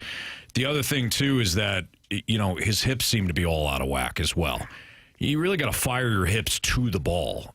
And if you're constantly swinging an outside pitch and your hips are going Flying open. You're not going to hit it. Yeah. So I don't think it's ever one thing. So maybe to CD's point, they concentrate on one thing, and then he starts to have a little success and he can get rolling here. The dude is a hell of an athlete. Nobody's given up on him, but something has not been unlocked yet. I just look at it, though, and sometimes as coaches, and Kerry, you know this, and Anthony, you know this, like we've all coached, and from kids to older kids to whatever, you get to a point where you're seeing how bad it is, and you're trying so hard to help this person because they're really out of whack. No matter what sport it is, whether it's a receiver catching a pass, a quarterback making the right read, or whatever, and just all of this stuff. I look at Jordan Walker and we tell you, well, everybody needs to simplify it. But their asses are on the line, too, because you don't think Chaim Bloom and John Mozeliak are like, what are you doing with this kid? Well, we're just letting him figure it out. Really? Really? Because he's batting under 200, and we playing him every day. So then you try to help a kid, too. And even if it's not to save your own job, maybe it's to help him. If maybe he's a player that's unable to absorb the information. So if we were talking earlier about Nolan Gorman being traded, you would get much more for trading Jordan Walker than you would get for Nolan Gorman. I'll trade him then. That would be if you were looking to move a player, and say, okay, we've done all that we can do. Nolan Gorman isn't going to fetch you much. It's going to be similar to what you got for Dylan Carlson. You could get a whole lot for Jordan Walker. He's younger. He still hasn't figured it out. He's had some success, but for whatever reason, that part hasn't been. You had 116 hits your first year. Why not do that? Mm-hmm. But they tinkered with what he was doing. 116 hits. I don't know, Anthony. Is that good or bad? It's good. Okay. So I hear you. I'm trying to figure out Walker for Tarek Skubal. Yeah, I don't know if it's that. I'd do it. I don't know if it's that much. CD, I think Anthony, that's a brilliant idea. I don't know. Well, I don't think you get that much, but you get something like a player now that can help you at a high level prospect, more than likely, like a really high level prospect. But I don't think that the Cardinals want to move on from him. But my thing is, if you hit the ball 116 times in 117 games, that's pretty much one hit a game. And then you tinkered with it because you're not hitting the ball where we want you to hit it. That does have to do something to your psyche. So now you're not hitting the ball at all because they wanted you to drive it more. They wanted you to hit it here. And he had 16 home runs as well. So you would think that you build on that. I don't give a damn where you hit it as long as you're making contact and you're ending up on base. But they tinkered with that, and now you have a player who is not hitting the ball, who is not having as much success as he's accustomed to, and he's probably not having fun. And all of those things, you put all those things together, you have a player that is going to struggle until somebody helps him figure it out, or they just let him do what he needs to do. Skeens. 314 says, guys, we should trade them both for a catcher. You know what? Right. That's a great idea. You can never have enough catchers. Yeah. They can play multiple positions. It's the Fast Lane on 101 ESPN. No? Nah. I think it's good. Hot take or hot garbage is up. So 314-399-9646 is the Air Comfort Service text line. If you got a hot garbage or hot take or hot garbage statement, send it there. We'll play the game next on 101 ESPN.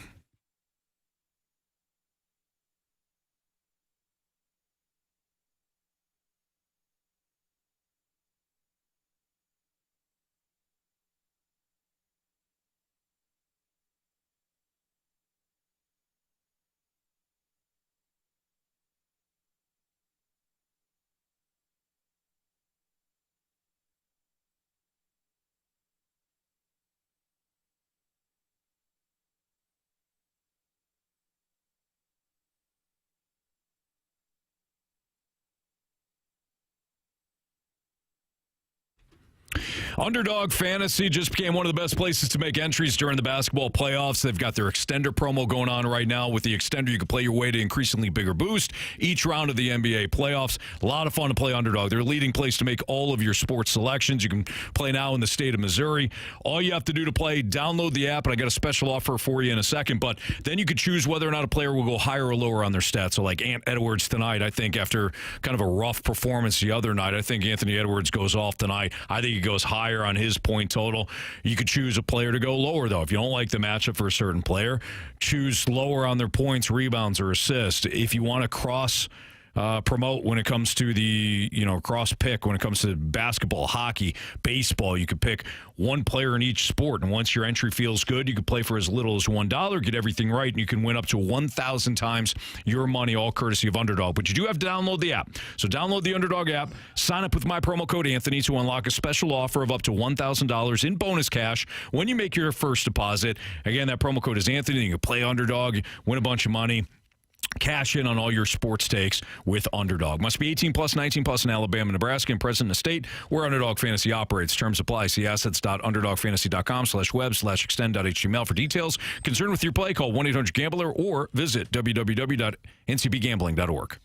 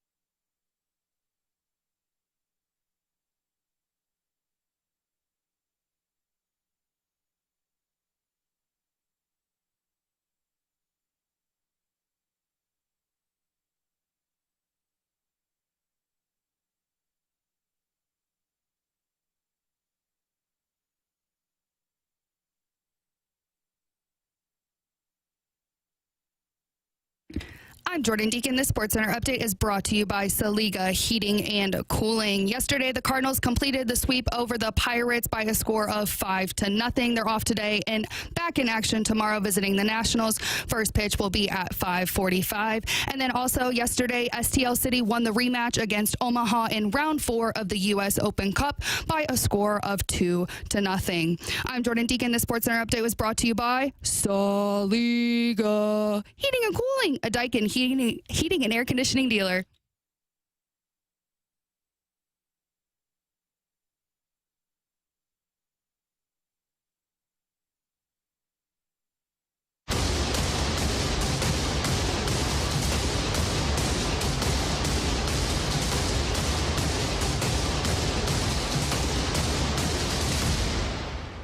Hot take. The Air Comfort Service text line is 314-399-9646 if you want to partake in Hot Take or Hot Garbage with Kerry Davis and Jamie Rivers. I'm Anthony Stalter. And Jordan Deacon's doing a fantastic job filling in for our guy, Andrew Marsh. And she's got the first Hot Take or Hot Garbage. All right, guys. Hot Take or Hot Garbage from the 314. Mizzou football makes the playoffs this season. Kerry, you're not allowed to answer. Kerry, But Jordan Deacon, you have to. Deacon's fine. Oh, Deacon. Deeks. Yeah, it's her last name. Everything's fine. The triple Deke. That's right. I like Come that. on, plug it. Hot No, garbage. Kerry, no, What? turn his mic off. Why? I can't. Because he is not allowed to comment on What'd I do? anything SEC ever. Why? Because no matter what it is, Anthony, we know what it's going to be. Yeah. Negative. Yes. Especially when it comes to Mizzou. Do I think Mizzou's going to win 3 games? Hell no. No, they're not going to win 3 games. I already know what's coming from Kerry Davis. I gave Mizzou all of the credit in the world going into last year. I said if they didn't make it to, we can pull the tape. If they didn't make the playoffs, it was a disappointing season. They should have won 10 or 'cause 11 games. Wait. You said I said if this team doesn't make the playoffs, then I'm sorry, it's just disappointing. because they had a really good team. They beat I don't Ohio think you- State, you know. Don't you dare! Oh, he's starting to turn that card on us Don't now. you dare. Look at you. You are a fraud, my friend. They beat Ohio State, don't you know? Huh? Kerry, what did you say about that when I said it? No, seriously. I said they Maybe we had can pull the guys- tape on that one, too. They had guys playing that didn't have any Buckeyes on their damn helmet. I'm sorry, was it still an Ohio State helmet? It was the helmet that they got to start the year. No Buckeyes. Is that a gift shop? Like, who are these guys? Never even heard of them. That's a gift shop. They're all getting their helmets on the way to the field. Here, son, wear this. All right, so, Jordan, ask Anthony that question. Well, Go Tiger. so I'm sorry. Hot take or hot garbage? The Mizzou is going to make the playoffs next year. I think it's hot garbage, unfortunately. I think that they've kind of got a blend of experienced players and promising newcomers, but they've got a lot of. They got the Penn State kid coming in. Missouri's defense he's at quarterback, but Missouri's defense enters the season in the mix of returning players and then the new additions.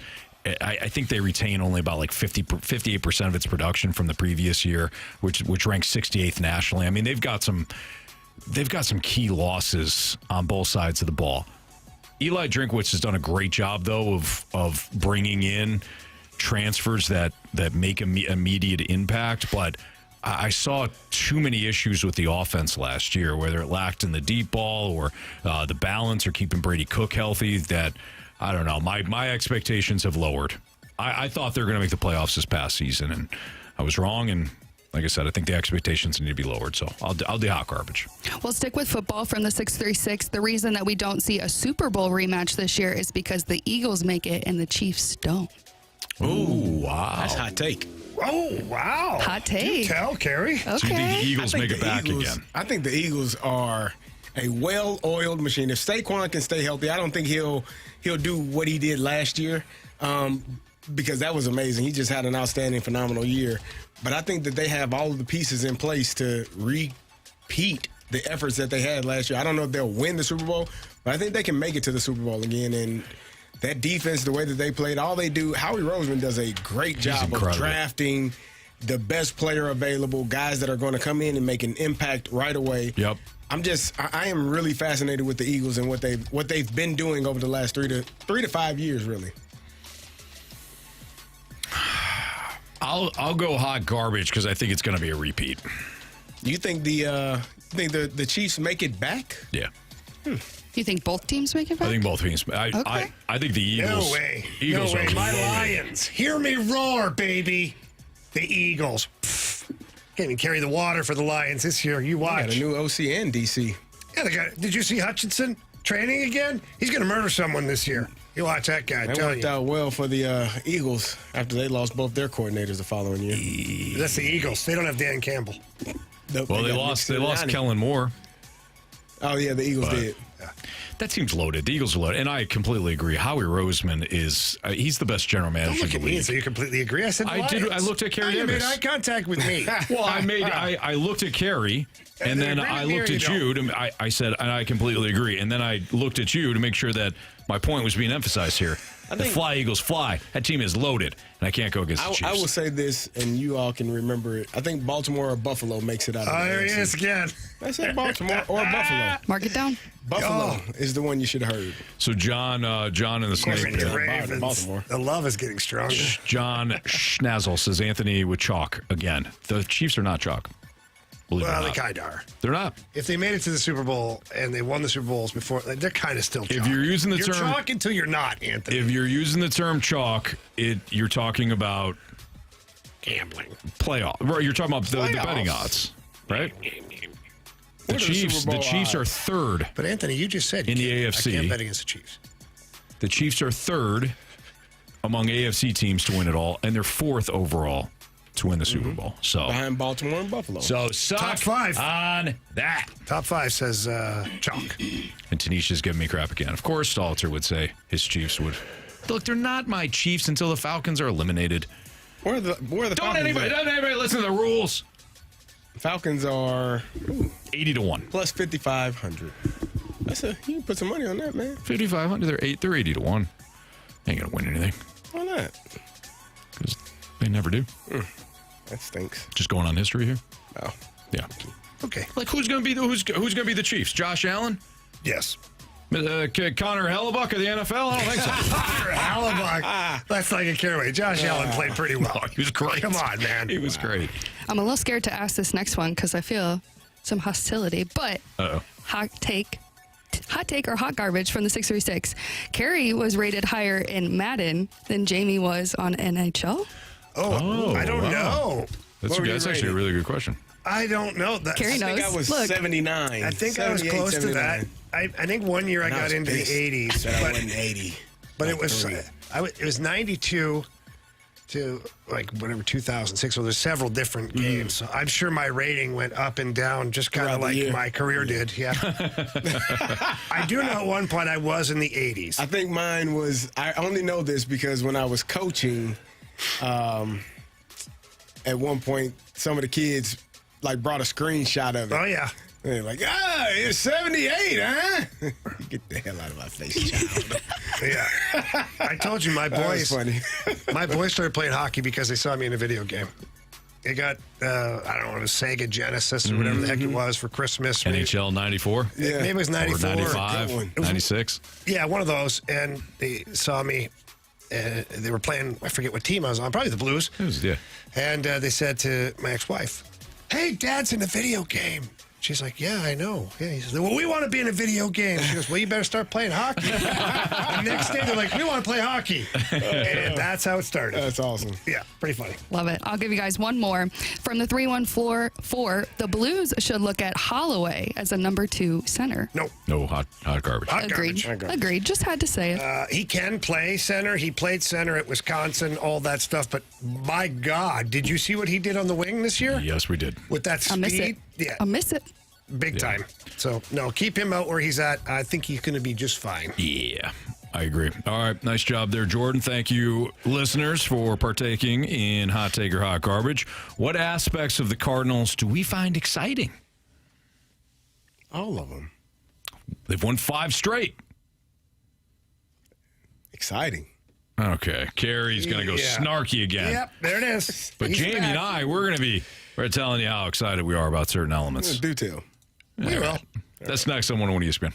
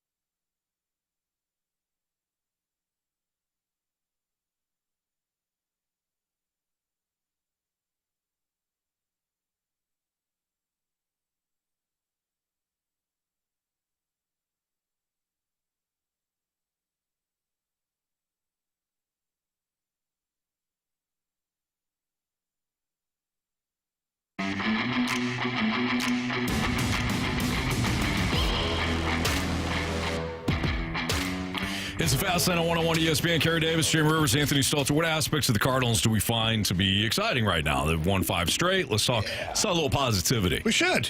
I think we got to start off with Victor Scott.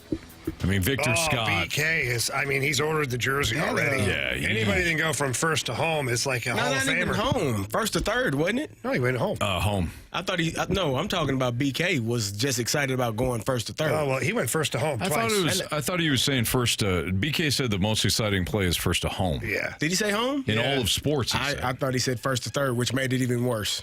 Yeah. No, Kerry was first to home. Either way. He First picked to worse, third. which Victor means you Scott did is not agree. now on the Mount Rushmore of greatest Cardinals ever for Yeah, BK. for BK, yeah.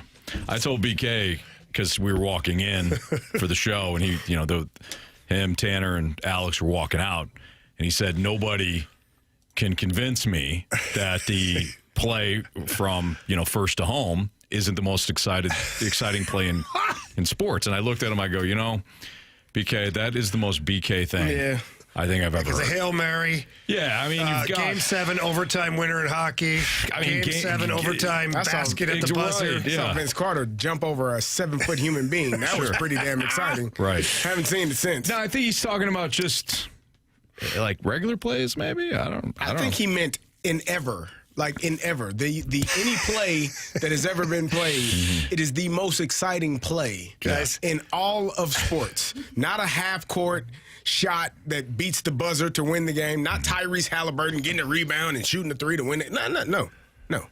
You run as fast as you can from first base to home. It's the most exciting play. That is. That's intriguing. Well, at least Victor Scott is exciting, and he is having a hell of a year. So he is the opposite of what Jordan Walker is right now.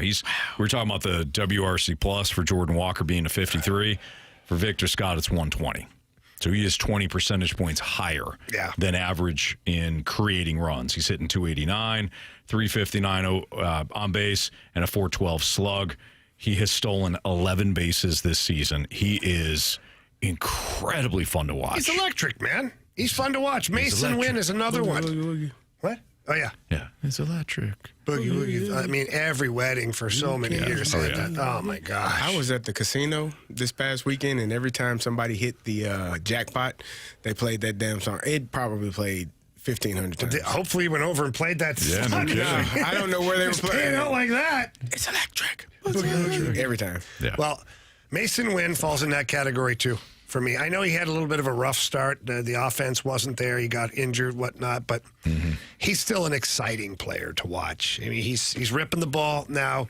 He's electric at the shortstop position defensively. Love watching him play. Love watching Victor Scott play. I love Brendan Donovan. I like the way he plays. Like, Donnie baseball is not always going to be extremely pretty, but as a St. Louis person, you respect the guy who's out there playing any position that you put him at, by the way, and he gives it everything he's got. Yeah. So those 3 guys for me, I'm sure there's more, but those 3 guys for me, I'm watching their at-bats. I'm watching their plays. What, Carey? I'm reading the text, man. What? What's wrong? Y'all don't want me to read it. Yeah, we do. Why? Well, you're talking about the most exciting plays in sports. If you're in Winnipeg, they said 1.6 seconds left. Oh, man. Okay, what number is that? It's Doug's tariffs. Yeah, Doug's blocked. Well, yeah, Jordan she said blocked giving Doug. up a goal with 1.6 is exciting in a bad way. Doug's tariffs, it was nice knowing Well, you. you said it in a bad way. Blocked. But if you're in Winnipeg, scoring with It's too soon, 1.6 guys. It's is too soon, okay? probably exciting. Here's the question: Will That's it pretty ever? exciting. Yeah, I mean, That place was nuts. Will it ever I not? hated every person in that building, except for people wearing Blues jerseys. Will it ever not be too soon on that? No. No. I mean, you Forever. still talk about Mizzou and Fifth down. well, that gosh. Edney. But the Blues, it's so frustrating because all you needed was 2 seconds somewhere shaved off the clock. Somewhere. Yeah. Like, in that last 2 minutes, I'm not even talking about the Buchnevich ice. Like, that's one aspect of it. You had other times where you could clear it. There's other plays. Like, 2 seconds. What did you say? 2. What? No, go back. You said you could have what? You had other chances to move the puck. Yeah, that's not what Not what you said. What did I say? I don't know. I missed it. I said you had a chance to move the puck down the ice. What'd he say? You had a chance to clear. You had a chance to clear it, is what you I said. said what Booch did was the wrong way. He cleared it all the way down the ice. Yeah, but you said he had other you had other chances. to move the puck out of the zone. Clear it. Imagine if there was a camp Right? available to teach you how to clear teach it. the youths of America and Canada and Russia See the crap I Shots deal with? and fired. Sweden. Guys. Imagine if someone put together a camp. I'm just brainstorming Guys, here. I've told you the you should clear do it it. camp. You should do it. I Under told the you. I fully endorse Synergy it. All banner. No, we're not using that one. So you don't fully endorse it. No, I fully endorse you guys doing your thing. I think we should always support each other. I think there's too many people in the world that try to not support other people who are maybe competing-ish. You can To show a us certain support level. by bagging. Bagging. No, you Clear said it you were camp. going to. You said I was here when you said you're personally going to fund the clear. Well, it's not a lot of money that we got to put Really? into it. It's $400 an hour for ice time. And we So- don't need an hour. We got a guy. I only runs need a- 30 minutes. He runs a very successful camp. no. We're just gonna go. No. We're just gonna go when he Piggyback does on it. that one. Yeah, you're just gonna go on They his. clear the ice. See, You take leave us 12 minutes of ice time. Could you imagine? Like, It would be hilarious. Honestly, it really would be hilarious if somehow you guys did this, right? And you didn't charge anybody for it. Like you sunk in costs. Okay, we're going to rent the ice for $300. You guys put your money in. And you just for content purposes, you have kids stand on the goal line and just rip slap shots down the ice. that's icing. We're trying to teach you to properly clear it. Okay. That's the thing you still don't grasp, Jamie. Off the boards. Off the boards, High. man. Yeah, not too high. You don't want to hit the jumbotron, Yeah. depending on where The you're playing. Jumbotron. We're going to take your risk. We're preparing. Dallas. We're preparing All of a sudden, Enterprises run the clear camp. We're preparing for We're the to big Arlington. leagues. We're trying to teach the right All way. or nothing. Yeah, seriously. Now your ice time just went up. We don't need an actual jumbotron. We're just going to teach you not to clear Not too to high. clear too high. For when you do make it to the big leagues. Yeah, forward thinking there, Anthony. That's my administrative assistant right there. You got to put that in there. That Yep. gets the people going. Oh, You know? yeah, it's a sellout for sure. That's my VP of marketing right there talking. Oh, my goodness. Communications liaison. Yes, everything. He wears many hats right now. Yeah. Until we grow bigger, then he'll just be CFO. I'm not saying it. What, Jamie? Not, Stop. Not. My cheeks hurt. Stop. Not going there. Leave him be. He's fine where I he like is. my job. Unbelievable. All right. So back to the Cardinals being exciting. Yeah. Yeah, Kerry, you haven't told us who's exciting for you. Victor Scott is exciting. I am looking forward to seeing Ivan Herrera come back. I think he was hitting the ball extremely well. I am intrigued by the fact that they're going to have three catchers because to me that means he's not playing catcher, which, okay. I don't know how that's going to work. You do love Ivan Herrera. I love watching him hit. What's not like about his offensive side? I love watching him hit. Yeah, totally. So I'm excited about that.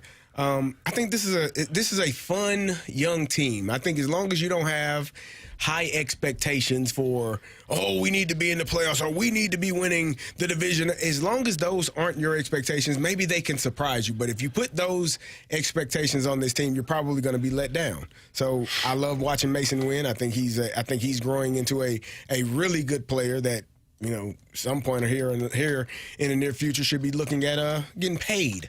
Like, you want to keep these young players around and don't want to have to pay an arm and a leg in 4 or 5 years. You might want to pay them sooner. So those players are exciting for me. I mean, I'm excited. And then some of the young pitchers. I've been excited to watch those guys as well. I've been excited to watch Matthew Liberatore. Yeah. I mean, I've gone That's from kind of like fun. Yeah. I've gone from like, I'll see how this goes to, don't look too bad to wide. When does his next start? Yeah. That's the process in Do you April. find yourself for still Liberatore. waiting for the wheels to fall off? Honestly, no. I think it's a fair question. I'm still guilty of that. I think it's a fair question. I don't but want it to happen, but I'm like, okay, is this the game?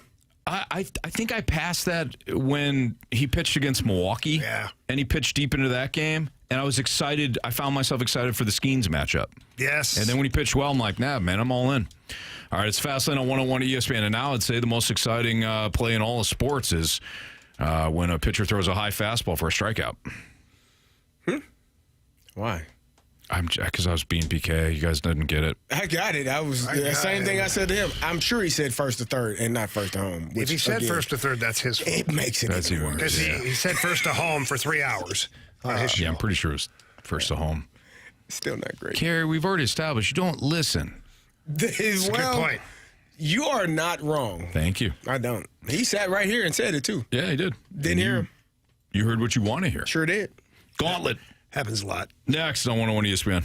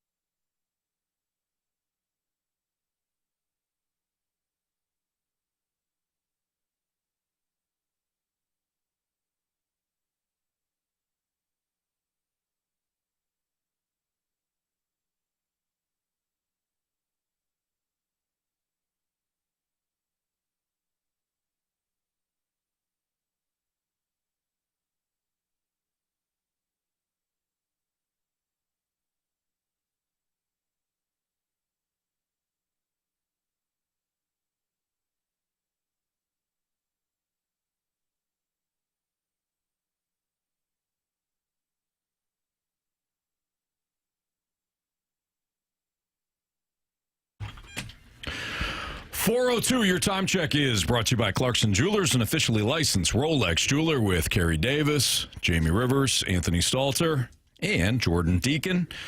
We've got the Gauntlet right now, and Jake is on the line. What's up, Jake? What's going on, fellas? How are we doing today? We're doing great. Appreciate you listening. Thanks for playing today. Board is open except for Marsh. So would you like to take on Carey, Jamie, or me in the Gauntlet? Let's go with Jamie. Oh, you had a premonition. I did. I said it's been a while, and usually, yeah, and usually then people start to pick up on that, and they're like, want to keep me honest. Okay, so right. Jamie, Gotta Jamie. catch him with the day off yesterday, and little flustered with the Blues. I mean, as long as I don't get hockey with them, should be all right. All right, Jake. Well, good luck. Okay, bud? Yeah, you as well. Thank you. All right, so Jamie's going to make his way into the cone of silence right now. Go ahead and tell Jordan to spin that wheel. Spin the wheel, Jordan.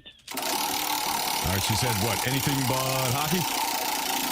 I mean, I'll take it, but definitely not my MO for sure. Okay.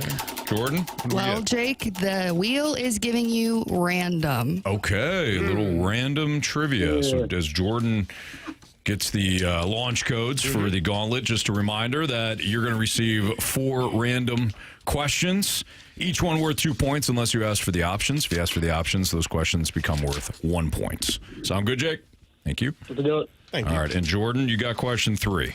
Got it. All right, which looks like, you know what, we'll get there. Great. I promise you, I didn't read that before I gave it to you. All right, Jake, are you ready? Let's do it. Here we go. Chocolate chip cookies, which are the greatest dessert ever made, That's debatable. except for ice cream. Debatable. All right. Chocolate chip cookies were invented in the 1930s by Ruth Wakefield, owner of the Toll House restaurant in Whitman. Can you tell us the state in which this little town is located? I was talking about that the other day, but I think I'm going to need the options. Okay. Delaware, Illinois, Massachusetts. Well, Northeast kind of came to mind. Seems like a little small town thing. I'll eliminate Massachusetts and go with Delaware. Final answer. Question number 2. Who earned NBA's 2024-25 Defensive Player of the Year award? Evan Mobley. Final answer. All right, Jake, stick with me here. What is the name of the Black Widow's surrogate sister trained in the same deadly ways by the Shady Red Room organization? Yep, got you. Yep, got it. Can you repeat that question real quick? Yes. What is the name of the Black Widow's surrogate sister trained in the same deadly ways by the Shady Red Room organization? Let's go with the options for that one. Option A is Melina Vostokov. B is Yelena Belova. Or C, Irina Durinkva? I can't say that one. Derevko. Thank you. Derevko, yeah. Melina Vostokov, Yelena Belova, or Irina Derevko. Derevko. Sure. Final answer. Oh, say it one more sorry. time. Yeah, say it one more time. B, like boy. Final answer. B. Okay, Got it. All right. Question number 4. Ballpark nachos rose to fame in the 1970s when one legendary sportscaster couldn't stop talking about them. Identify this announcer. Oh, you cut out lost you again. Yeah, Jake cut out again. Can you repeat that? Yeah. Did you say the 70s? Yes, 1970s. A little bit ahead of my time, but I mean, let's go with the options. Howard Cosell, Harry Carey, or Al Michaels? Well, I was going to go Carey or Vince Scully, so let's go Harry Carey. Final answer. All righty. All right, let's bring back our guy, Jamie. Jake, how you feeling? Definitely feel good about at least one of them. So Okay. We'll see how Jamie does here. Jamie's back from the Cone of Silence right now. How was the Cone of Silence, That Jamie? was great. I had a nice little conversation with our guy, Grant Francis. We were talking about, how loud the building was in Winnipeg when they scored that goal, and what was the worst goal that was scored on me in my career, like to lose a game. And I just told him it was double overtime, the Steve Yzerman goal, Detroit over the Blues. So, yeah, we had a great conversation, Anthony. Very healthy. Good. Yes. It's healthy to talk. It is. Your category today, Jamie, is random. Sweet mercy. Jamie. Yeah. Pack a lunch. Yeah. Okay. A hefty one. Here we go. Yeah. Chocolate chip cookies were invented in the 1930s by Ruth Wakefield, owner of the Toll House restaurant in Whitman. Can you tell us the state in which this town is located? The town's called Whitman? Mm-hmm. Okay. Options. Delaware, Illinois, Massachusetts. Delaware, Illinois, Massachusetts. Whitman, Illinois. Whitman, Massachusetts. All right, Massachusetts. Final answer. Question number 2. Who won the NBA's 2024-25 Defensive Player of the Year award? I mean, I love the NBA. You do. Options, please. Draymond Green, Rudy Gobert, or Evan Mobley? Okay. A couple of names I recognize there. Mobley's the one for me is the outlier on this because I know Draymond Green, Rudy Gobert, but Mobley, I'm sure he's an amazing guy, but I don't really know him that much. So we'll go with the Anthony Stalter, and we'll go Mobley. Final answer. Question number 3. What is the name of the Black Widow's surrogate sister trained in the same deadly ways by the shady Red Room organization? Wait, what? Okay, try that again, please. What is the name of Black Widow's surrogate sister trained in the same deadly ways by the shady Red Room organization? Oh, yeah. That would be options, please. Anthony, you got this? Melina Vostokov, Yelena Belova, or Irina Derevko. We'll get there one day. Derevko. You know my theory, right? When in doubt, go B. Final answer. Question 4. Yeah. Ballpark nachos rose to fame in the 1970s when one legendary sportscaster couldn't stop talking about them. Identify this announcer. Oh, options. Holy crud. Options. Yes, please. Harry Carey, Howard Cosell, About that too. Al Michaels. So Harry Carey came to mind, and so did Bob Uecker, but I didn't think Bob Uecker was maybe doing it at that time. I'll go with Harry Carey. Sounds like something he would just go off on for a couple of innings of how great nachos are. Final answer. That's why my friends call me Whiskers. Hey, give me another one of them nachos. All right, let's go over these. Oh, man. Ballpark nachos rose to fame in the 1970s when one legendary sportscaster couldn't stop talking about them. Identify this announcer. Carey? Jamie just said Harry Carey. Jake also went with Harry Carey. Correct answer is Howard Cosell. Howard Cosell is the correct answer. So we are tied at 0-0. Okay. What is the name of Black Widow's surrogate sister trained in the same deadly ways by the shady Red Room organization? Jamie said, when in doubt, go with B. Jake said, I don't know, B, which is Yelena Belova. Correct answer is Yelena Belova. Nice job, guys. We got a 1-1 tie. Good job, Jake. It's from the Avengers, by the way. Oh, yeah. All right. Thanks. Well, I thought you might want to know. No, I really don't care. Okay. Maybe you want to know where chocolate chips were invented, because they were invented in the 1930s by Ruth Wakefield. Tim's mother. Yep, there you go. Beat me to it. Taught him the knuckleball. Yes, she did. Owner of the Toll House restaurant in Whitman. Can you tell us the state in which this little town is located? Jake went with Delaware. Jamie went with Massachusetts. Correct answer is Massachusetts. Jamie with a 1-point lead. 1 point lead comes down to this. Who earned the NBA's 2024-25 Defensive Player of the Year award? You both said Evan Mobley. Correct answer is It is Evan Mobley. But no! Jake didn't need the options. Oh, come on. So we have oh no, you didn't. You couldn't find it. I couldn't find it. I'm sorry. Walk it off. That's all right. You know who we blame on that, right? Jordan Andrew Marsh. Deacon. No, Jordan. We blame Marshy. He's got to prepare Actually, you. I think it might be Grant's fault. Either way, Jordan. Grant. I was Marsh. looking. I made the effort. I promise. Hey, you know what? You're not going to blame yourself on this. I was How trying did to Jake know that without the options? Come on, Jake. No way you watch basketball. Fourth question, man. Come on. Jake knew that immediately. Oh, man. Okay, Here so I was all happy, too. you got 3 right, Jamie. Oh, boy. Jake got 3 points. So we're heading to a walk-off. Walk it off. Walk it off. So Jamie's got his pen and paper in hand. Jake, you're going to hold off on your answer until we get the number that Jamie provides. Closest to the pin wins. Okay. Here we go. Jamie and Jake, but Jake, hold off. How many million years did the Cretaceous period span? How many million years did the Cretaceous period span? We're looking to get an answer here that is closest to the pin.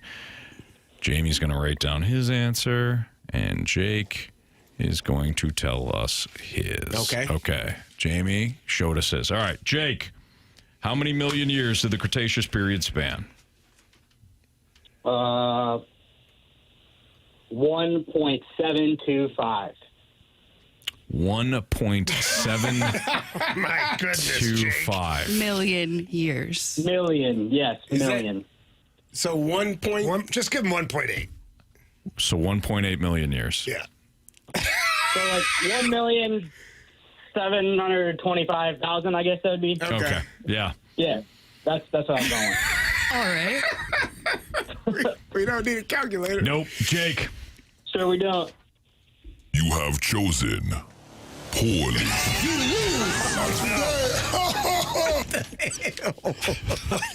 Jake just said 1.8. Jamie wrote down 3. the answer is 79 million years. Oh my God. Hey, closest to the pin, baby. So 1.8 doesn't matter. nope.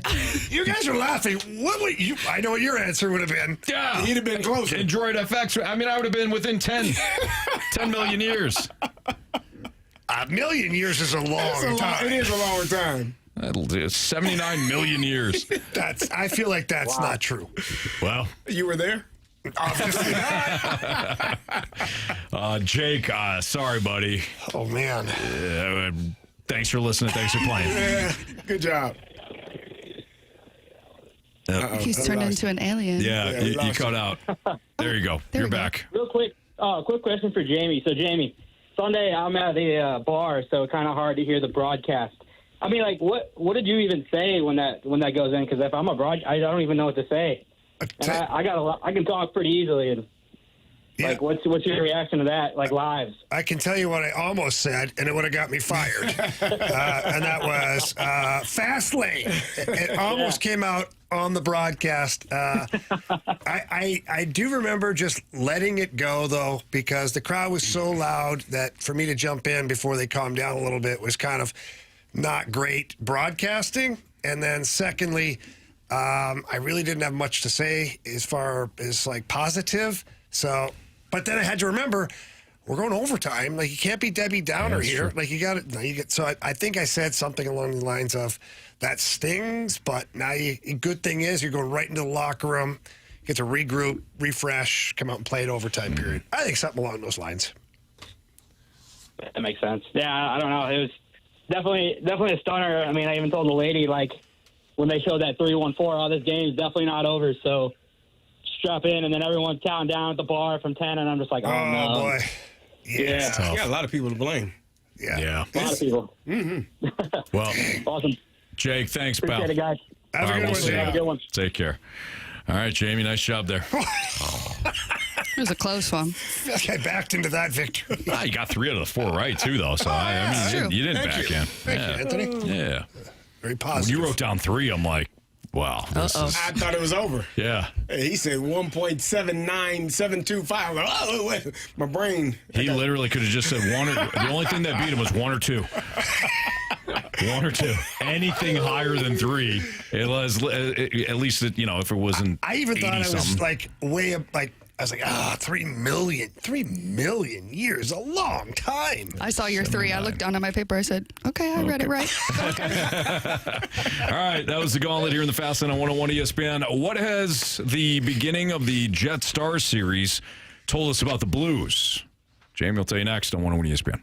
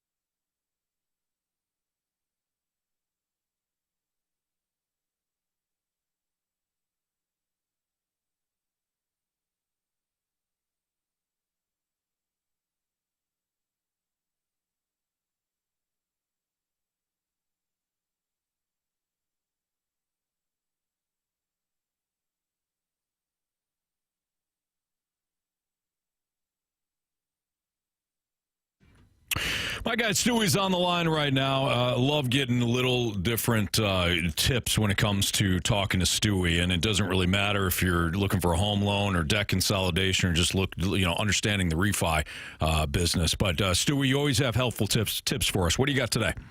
You know what, Anthony, the Federal Reserve, they're not budging. They're keeping interest rates where they are. That means that credit card rates are staying elevated. Car loans are going to stay elevated. This is an opportunity for you to go out and consolidate that debt, improve your cash flow. If your credit score has dropped because you have so much credit card debt, consolidate it now. Get a regular 30-year fixed.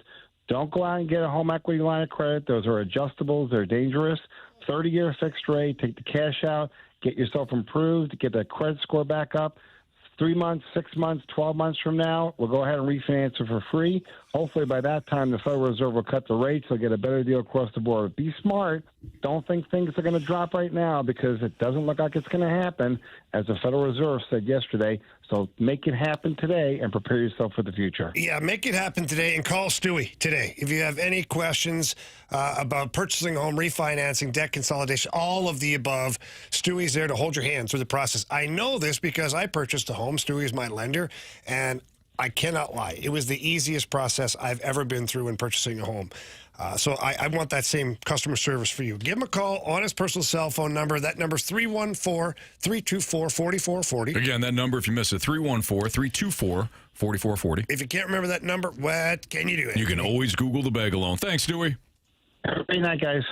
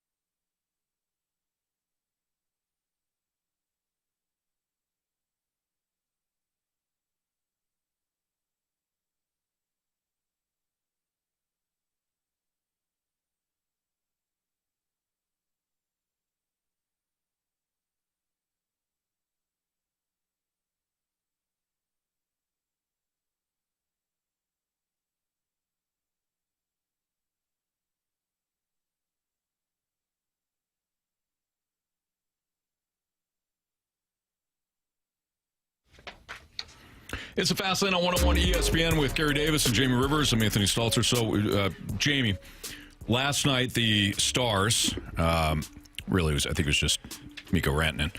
Mikko Rantanen Pretty close. Defeated the Winnipeg Jets last night in Game 1 of the series. And you had a thought about what even last night, the start of the series, tells us about the Blues.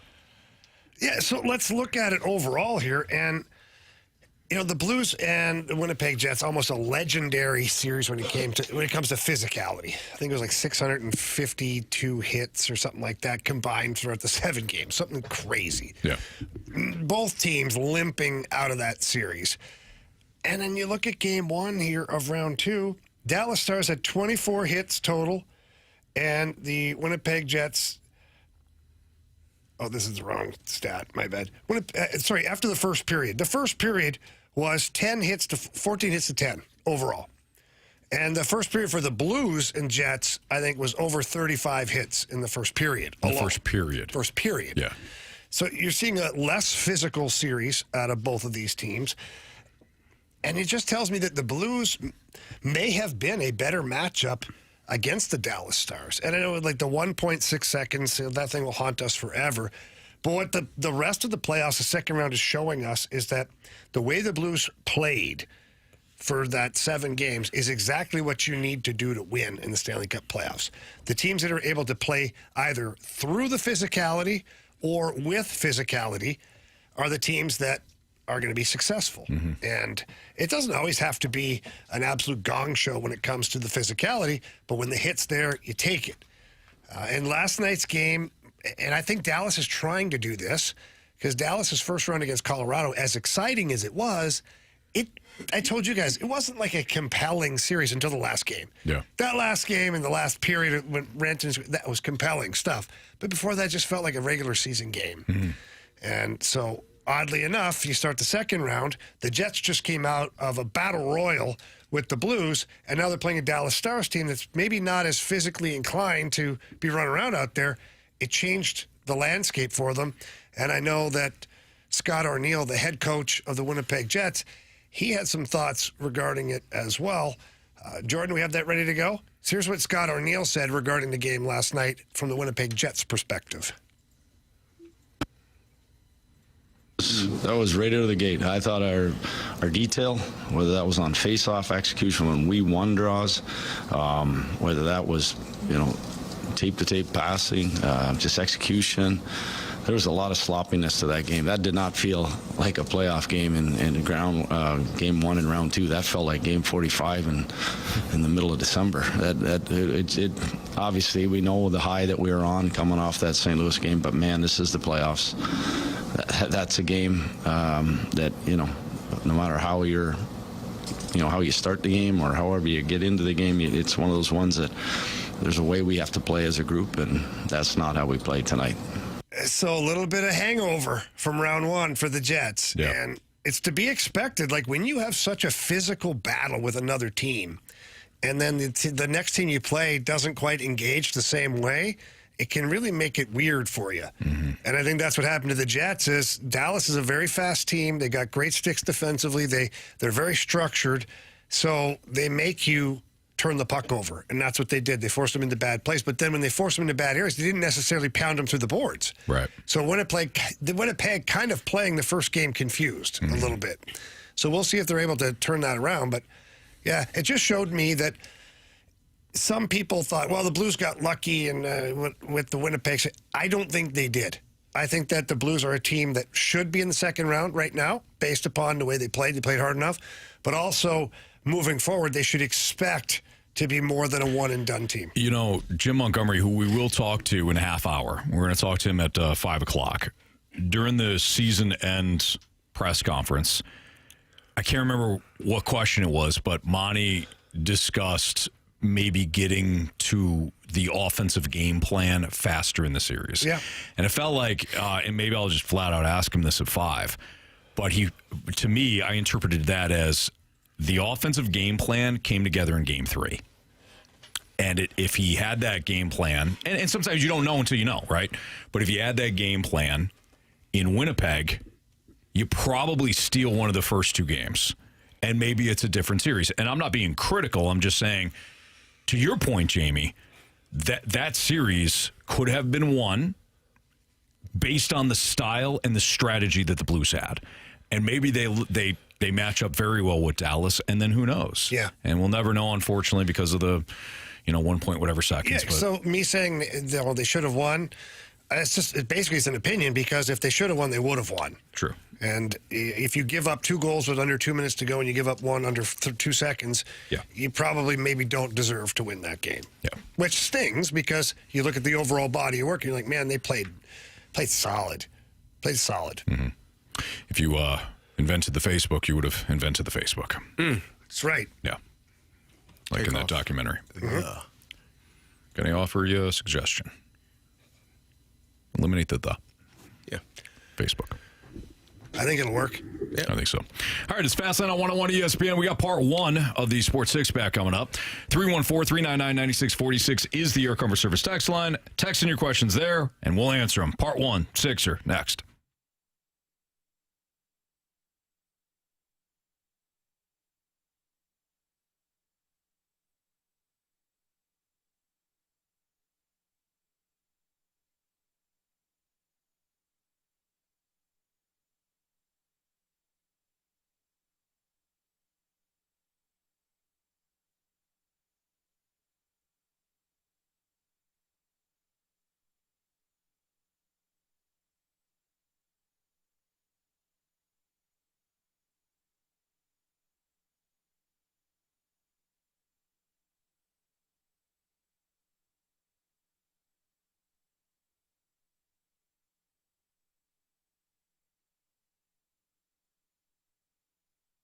Spring's in bloom, and so are the deals at Auto Centers Nissan. You've seen other dealers brag about huge inventory. Then they make you drive all over town to find it. Not here, not at Auto Centers Nissan. Over 800 new and used vehicles are all in one easy location right off I-55 in McNutt and Herculaneum, just minutes from South County. No lot hopping, no headaches. And during the Bloom and Vroom sales event, you can score big with no payments for 6 months on select new Nissans, no payments for 3 months on used vehicles, a complimentary new car lifetime warranty, a 30-day new car return promise, and 3 oil changes included on every new Nissan. Even if your credit's been through some spring showers, their credit experts can help almost any situation. It's time to bloom, baby. Check out the reviews, then check out the deals at AutoCentersNissan.com or in person in Herculaneum. Don't forget, tell them Stalter sent you. Auto Centers Nissan, where the inventory's big, the savings are bigger, and the nonsense is nowhere to be found.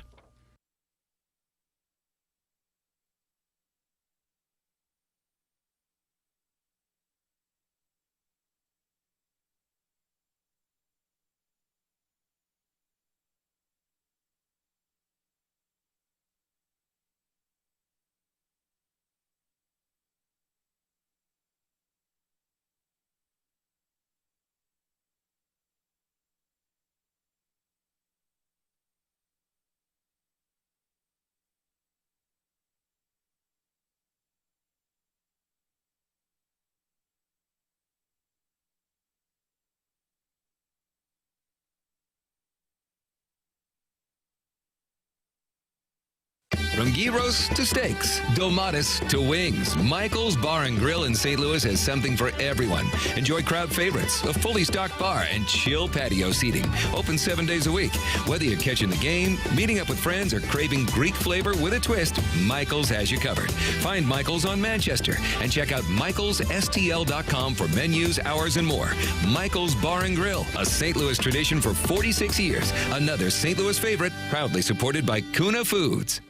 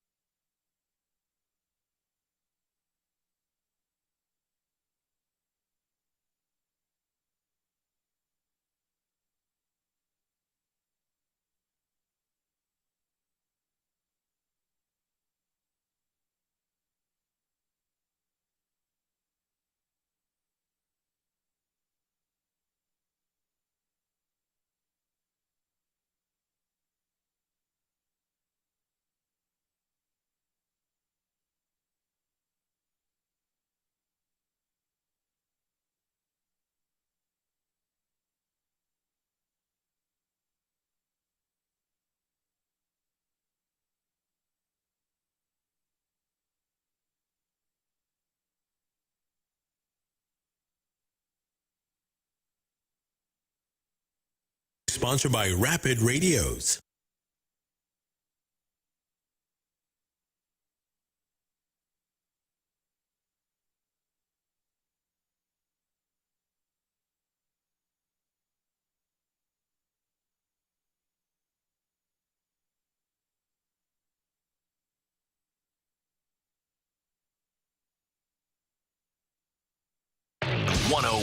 ESPN Sports Center.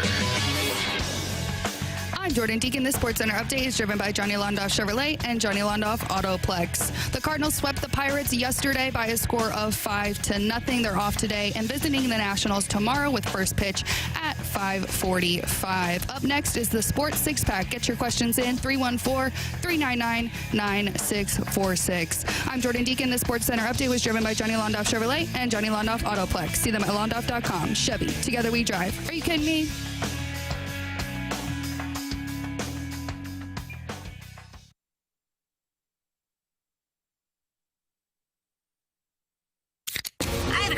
It's time for the Fast Lane to answer your sports questions. I want to ask you a bunch of questions, and I want to have them answered immediately. Asking me all these weird questions. Answer the question. Answer the question. Answer me! The Sports Six Pack is refreshed by the Finnish Long Drink, Finland's best kept secret. A sparkling citrus beverage made with real liquor. Visit thelongdrink.com. It's Fast Lane on 101 ESPN with Kerry Davis and Jamie Rivers. I'm Anthony Stalter. Jordan Deacon is filling in for Andrew Marsh today, and she's got your questions for the Sports Six-Pack. Question number 1. All right, guys, from the 618, what do you need to see out of the Cardinals on this 9-game road trip to keep believing they can win the NL Central? From the Frito Man. Oh, wow. Well, Frito Man, probably the same thing you do, which is they just need to pile up wins. Yeah, go 9-0. When did we start believing in the Blues, honestly? When they went 12-0. There you go. When they had their 12-game winning streak. I mean, it's the truth, right? The Blues at one point couldn't win three straight. No. The Blues team, by the way, that we all felt confident was going to give the Jets a series, and many of us predicted them to beat the Jets in Game 1, right? But that belief didn't start until they strung win after win after win together. Now, I'm not saying the Cardinals have to win 12 straight. Be nice. But right now they've won 5 in a row. You don't think the Cardinals need to win 12 straight? I'm saying that they don't necessarily have to do it. He doesn't think they're going to win 12 straight. No, I'm saying I don't necessarily need to see them win 12 in a row. Do. You know, whatever, dude. Go win 9 Okay, straight. fine. Win 12 straight, and then I'll believe. Make it 14 in a row. Go win the 9 on the road. You know what I need to see? I need to see them have a better road record than just 4 wins. They got 4 wins right now. Yeah, but they've only played 5 road games, so they look good. Actually, they played 17. They're 4-13. You're guessing. Nah, I looked it up yesterday. Okay. It's not good. Yeah, they're 4-13 on the road. They're But they're 15-6 at home. They're not going to have an easy go, though, on this trip. Like Washington, you can say, okay, they keep the streak going there, but then you got the Phillies and the Royals. The Royals aren't a gimme anymore. No. And the Phillies obviously aren't. So it's not going to be an easy 9-gamer for them. No. So if I'm speaking honestly, if they go 5-4, I'll be thrilled. Thrilled. Is my expectation too low? Probably, yeah. Yeah, you got to start believing more. Well, it's hard to believe. Okay, so what?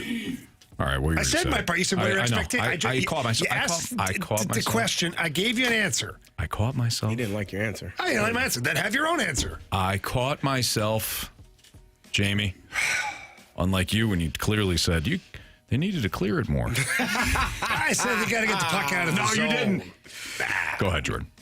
Question number 2. You never gave an answer. Yeah, I did. What'd you say? They got to compile the wins. They got to stack wins together. Oh, that's easy. They got to keep winning. That's a fluff. And then Carey said that I need to see 12 wins. Something unrealistic at 12. Okay, well they got to win 10 in a row. Oh gosh.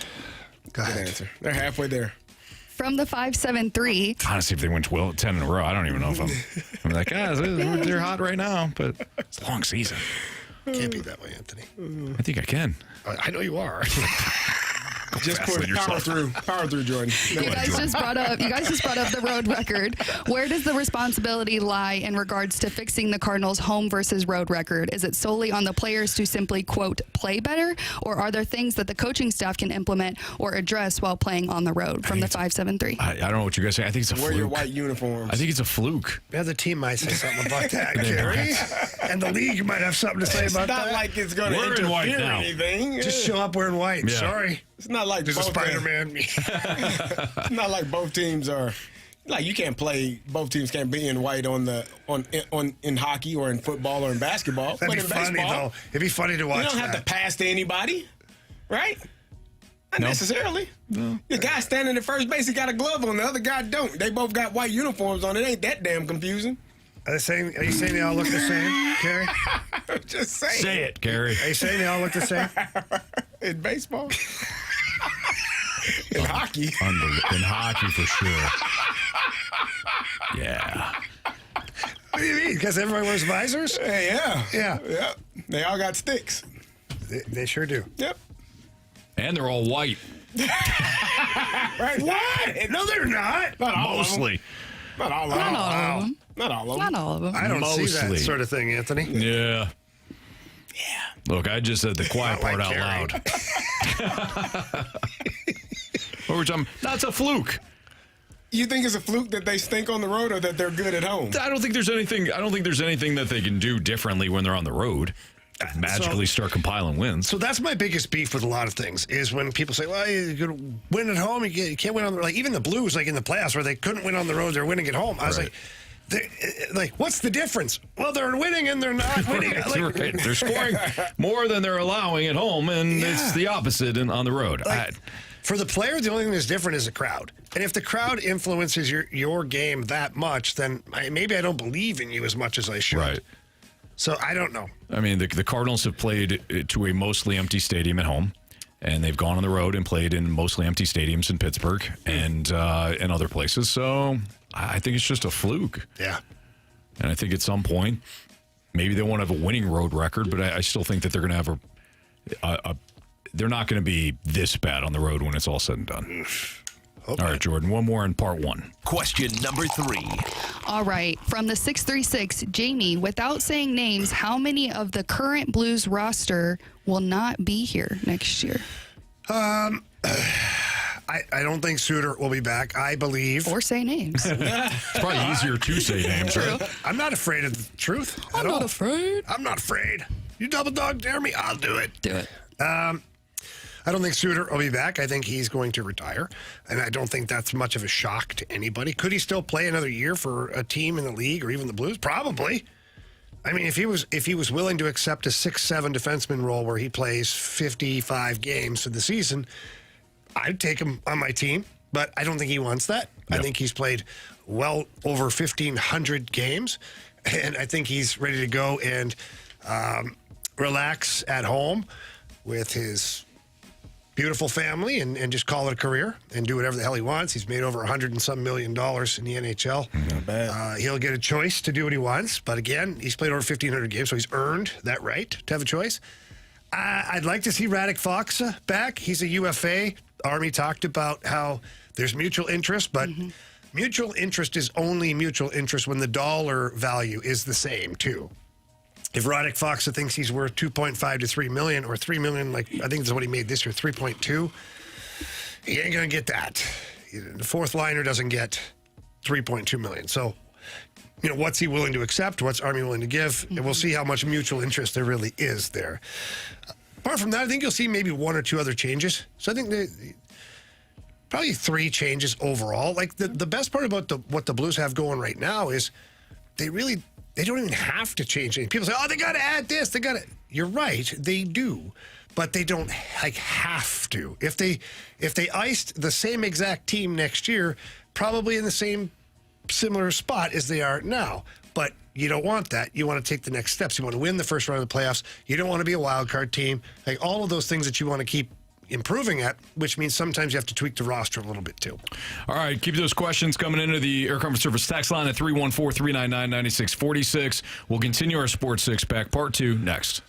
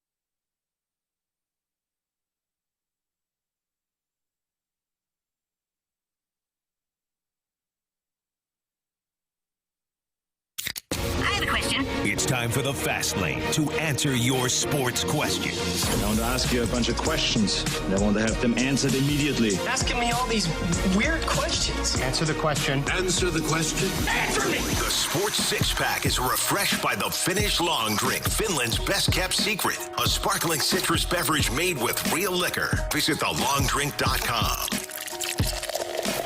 Part 2 of the Sports Six-Pack here in the Fast Lane on 101 ESPN. Air Comfort Service tax line 314-399-9646 with Kerry Davis and Jamie Rivers. I'm Anthony Stalter. Jordan Deacon has question 4, please. Question number 4. All right, guys, from the 618. While I certainly think it's fair to critique Jordan Walker's offense, how is he considered a liability on that alone when his defense has looked so outstanding? Why does that get overlooked so much? Kerry, preach. I agree. I think he has done the work. He's put in the work to be better defensively. That was one of the complaints that you had a few years ago, that he struggled mightily in the outfield. He's kind of rectified that and is doing a great job there. But I think to be a complete player, obviously you have to be able to field and hit. And right now he's not hitting the ball well enough or hard enough. I think he's hitting it hard, but not far enough. So, he still has to work on that. So people pick and choose what they want to pick on, what they want to nitpick about. There was a couple of years ago, it was the defense. Now it's the hitting. Well, I think that's where I'm going with it now is here we are. We're complimenting his defense and tearing apart his offense. But wait, okay. It's a bizarro world. Kerry, though, he wasn't good at defense. There we go. Thank you. He's worked on it. He has looked very good defensively. He was good at hitting, and now they worked on that too. Maybe he worked too much on the defense. Nah, I think they just told him to do something different that he's not comfortable doing, and he's trying to fix it. I'm not blaming the coaches anymore. I'm blaming the player.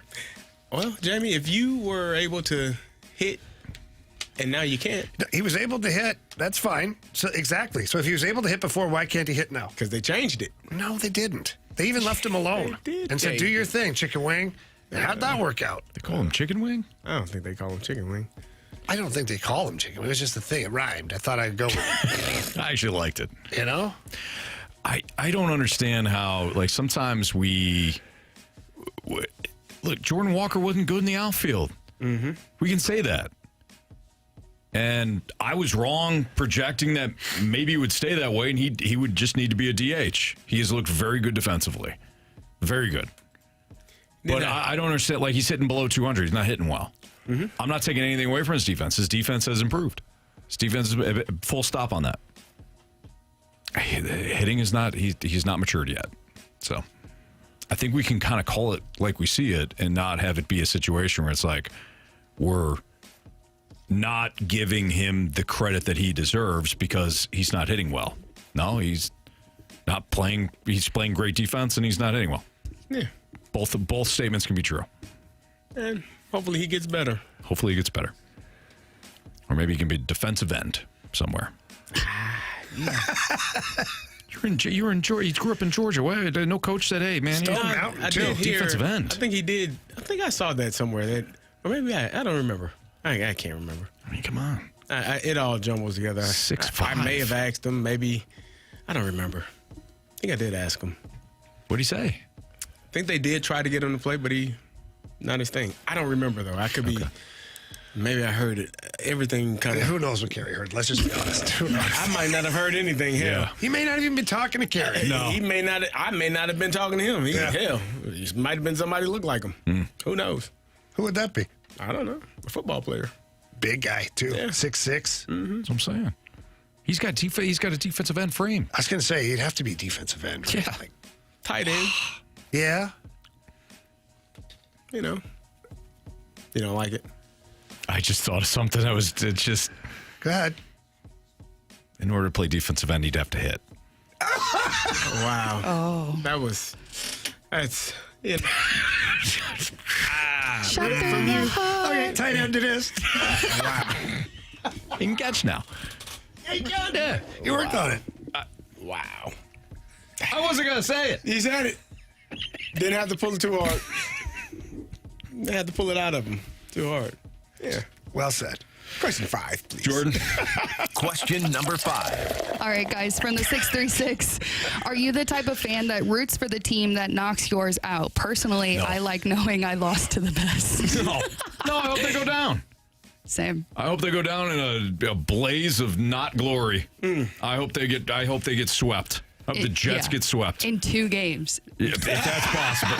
Yes, they should change the rules. Well said, Jordan. No, I'm not going to root for the team that knocks you out. you never Why? root So for you, the team. so you can say, oh, yeah, at least we lost to the defending champion. No, it doesn't matter. No, that's worse, actually, because then it's more nightmare fuel for me, because if the Jets go on to win the Stanley Cup, let's say that happens, right? We're can say, 1.6 seconds away from winning another Stanley Right. Cup. There you That's go. where my head goes. So, no, I want them, yes, I want them to get absolutely worked over by the Dallas Stars. Yes. Yeah. Carey, I know you're somebody that roots for the Big Ten no matter what. We're rooting for the conference. You know? Which is just, come on. Yes. bro. Big Ten versus everybody. Ohio State waxes you in the regular season. You're like, let's go Buckeyes. Come We on. didn't lose to Ohio State this year. I'm just saying, just an example. We didn't play them. It's just an example, Carey. You know? You know what I mean. Yeah. I'm rooting for the team. Here we go again. The best team to win. As long as they're from the Big Ten. For sure. Hell yeah. See? You think I'm going to root for an SEC team? Why would I do that? Well, if they're the best team. But yeah, you said that you root for the best team. Yeah. They ain't been the best team in 2 years. The best team within those parameters. Thank you. Right there you go. Clarify. There we go. Yeah. The champion. Did you root for Georgia 2 years ago? No. They're the best team. I didn't think they were the best team. That Georgia team? Ohio State, they lost. We don't have to do that. When did they lose to Ohio State? When Ohio State lost to them. That's when right. CJ Stroud and Marvin Harrison Jr. got a concussion, and they beat Ohio State by a field goal or missed field goal. Yeah, New Year's Day. That was the year Georgia won that national championship. Yeah. Ohio State was the better team. Oh, They lost to them. They were lucky to get in Carey. that year. They were lucky to get in, and you know it. Marvin Harrison Jr. got hurt in the first He half shouldn't have got hurt. Yeah. and didn't play. Football's And a rough Ohio sport. State It's a lost full by contact a sport, missed Carey. I don't field know if you goal. know that. I know they did. What are we talking about, man? We're talking You're about right, Georgia. Gator. I'll never root for an SEC team. Well, then why Tell did you it to just these say two. that? Say that. I said it. No, you didn't. You avoided it. You said, no, cheer for the best team. Yeah. Not in the SEC. There What it are we is. doing? You're not listening here? I'm the one that doesn't listen. No, we're listening to you, You're not. and it's painful. I got it. Ready? Question number 6. Good job, Jordan. Thank you. She's learning. She's All catching right, on. last one from the 636. What do you realistically think if we traded Kyrie, what boy. would his value be, / what could we get for him, and what would we have to eat, if any of that contract? You wouldn't eat a damn thing. I'll tell you that much. It's a 70-point plus player, 35 goals again this year. If you're eating any of that contract, you're a fool, and Doug Armstrong is not a fool. So, but here's the roadblock that people have to understand. If you're sending 70 points out the door, you better get 70 points back in the door. And then why trade him? And then why trade him? If you think you're getting a better player that's getting 70 points, but then that team that you're trading with, why would they trade a 70-point player for your 70-point player? It's like none of it really makes any sense. Yeah. I brought up a scenario with Donnie Fandango that if they wanted to do something really risky, which I don't think Army would do it. He's aggressive, but he's not reckless. Yeah. Something reckless would be trading Jordan Kyrou for Sam Bennett and Aaron Ekblad from the Florida Panthers. Both of them are unrestricted free agents at the end of the year. So you could be trading Jordan Kyrou for nothing. You could be. Right. But you also then get the first chance to negotiate with those guys before they hit unrestricted free agency. Now, I'm not saying you're able to sign them both, but then you can pick which one, because everyone talks about you need that top 4 right-handed defenseman. That's Aaron Ekblad. Yeah. That's your guy. Talking about the second-line center, that's Sam Bennett. So if you're Army, you get a chance to negotiate with both players during your window before they hit unrestricted free agency. You fly them in, whatever you got to do. Now, again, you might end up with nothing. And you may have given away Jordan Kyrou at that point. Right. Which I don't think, like I said, this would be a reckless move. But I think that's the kind of the only play-ish that's out there. Nobody's trading you a 22-year-old stud. No. You're just not getting that. Right. It just doesn't. It just won't work. Right. All right, it's Fast Lane on 101 ESPN. Jim Montgomery's going to join us next, our final chat of the season with the Blues head coach. We'll pick his brain on the offseason and a couple other nuggets. That's next on 101 ESPN.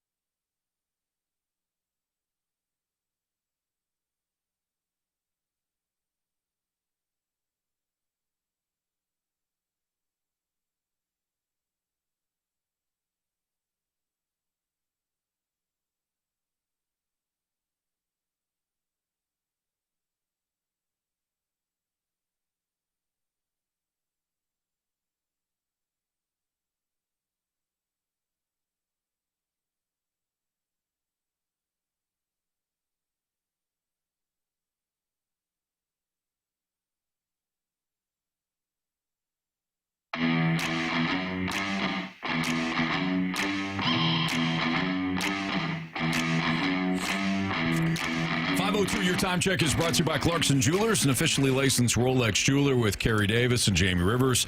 I'm Anthony Stalter, and let's head to the Callier and Thompson phone line to chat with the head coach of our St. Louis Blues on the Blues Radio Network, Jim Montgomery. And Coach, sad that this is going to be the last one, but we appreciate you stopping by. And despite the way that the series ended in Winnipeg, it still was a hell of a run. Thanks for joining us. Well, thanks, guys. It's been a lot of fun being on the show with you three knuckleheads and me. I feel like I might be the king of the knucklehead among us four.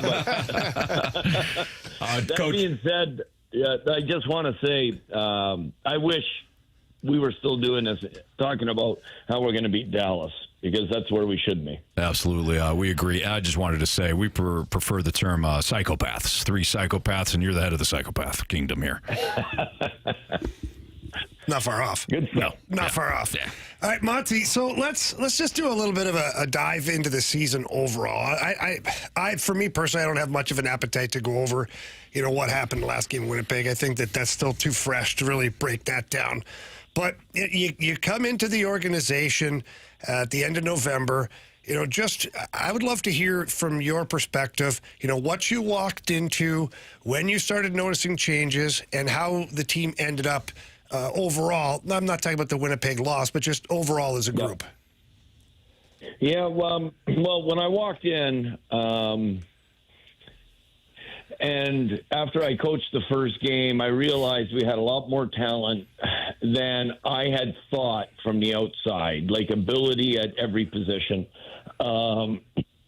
Having just coached a team in the NHL, and 5 days later you're coaching a different team, there was a drastic difference in just pure talent, and that excited me.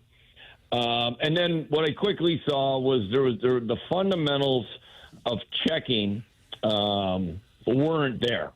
Whether it was angling, tracking, protecting the most important part of the ice, the middle of the ice. And those are the things that, we attacked first. And you saw immediate improvement in our structure. And then we started attacking, getting a little bit better at the fundamentals of our offensive side of the game. And we saw that start to come. In the month of December, I think we were the 3rd highest scoring team in the league. But the frustrating part was we could not sustain the really good efforts of consistent. We would play 2 out of 3 games really well. And the third game, it just seemed like we were back. We would, gain 2 steps, fall back 1 step. And that was really frustrating. And I think that frustration of not being able to break through really hurt us the last 2 weeks before the 4 Nations. And then, the 4 Nations happened, and the frustration's gone because you've been not playing for whatever it is, 2 weeks. And all of a sudden, we started playing every game the right way. Now, the results, I think, they were pretty much immediate, but it was the way we were doing it. And then there became another level of confidence in our group and another level of sacrifice. And we became really hard to play against. And even though our offense sputtered, our defense never did, which allowed us, and our goaltenders were really good, which allowed us to gain that consistency where we went 19-4-3. And then I think we saw the same thing that happened in the regular season happened kind of in one series. We dropped the first 2 because we're inconsistent playing for 60 minutes. We come home and we drastically improve defensively, which leads to us drastically improving offensively. And unfortunately, we weren't able to close out the series, and we should have. And then I look at where we need to grow. I think we need to grow for next year. A big part of our growth is going to be how much everybody's putting in to the summer. And I'm not talking about working out. I know the guys are going to work out. But it's that level of how they are training to actually help themselves in their roles and their responsibilities to help our group go to another level. And it's not just on the players. It's on the coaches, every one of the coaches with the summer projects that we'll be doing. And obviously Army and his team, we know they're tireless workers. They're going to do everything they can to improve the roster. Coach, as players, normally after the playoffs or after the season, we take about 4 to 6 weeks off. Sometimes I would watch playoff football, maybe not, just depending on where I was mentally. As a coach, how do you decompress? How long does it take you to get back into the mode of coaching? And are you watching playoff hockey, or are you just staying away from it all until you're ready to get back into it? Yeah, watching playoff hockey, like, I'm watching it right now, but I'm not digging into it. I'm not even following who's matching up against who and stuff, because your mind is just not there. Like, my mind is still on how we could have been better in Winnipeg, because that's the way my brain works. Not only Game 7, for games 1, 2, 5, and 7. And the opportunity for growth there. And then my thoughts are more on connecting with the Blues players and making sure that we all share the same vision, and how we're going. Like, for me, my individual relationships with the players, what they liked, what they didn't like, and how we practiced, how we met, as a team. All that stuff is going to be dug into here more over the next month, so that I have a clear understanding of what will work best. I think there's not much we have to change, but you're always looking for opportunities for small incremental growth. Monty, every year at the end of the season, whether you win the cup or when you don't win the cup, there's exit interviews with the coaching staff and the players and management and all that. But I'm going to focus on the coaching staff with the players, and it's usually a pretty raw moment for the players, to where you're going to get pretty much exactly how they feel about what transpired through the season, personal goals for them, maybe things they liked or didn't like. And I'm not asking you for specific details, but was there any common theme in what players were talking about in their exit meetings with you coaches? I think common themes would be excitement. And it was excitement, especially when I look at the different ages. Like, the 25 and unders are so excited about what they can achieve here as Blues in the next, 8 to 10 years. They're excited. They're pushing each other about, the core group they can become. And then we have that 26 to 31-year-old group that, understands that their responsibility to continue to push the Blues work ethic and our identity, and assuming that kind of leadership more and more.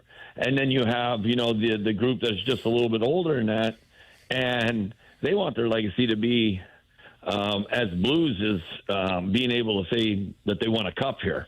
And all those things are incredibly exciting. And I think the other thing that resonated was people that were new here, whether Broberg, Holloway, and Fowler come to mind right away.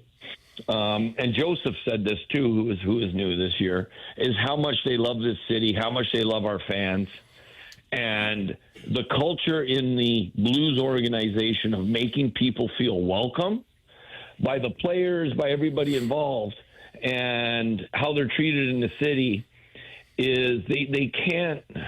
And Rivs, this, and I know this, but it's they fall in love with the city. They can't believe it's this good. And that is something that is really important to us as an organization.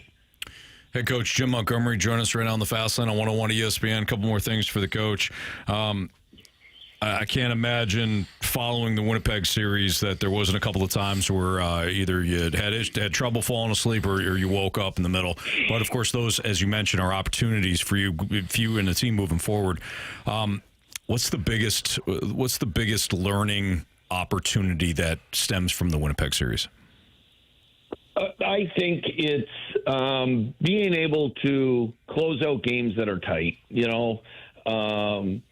understanding big moments.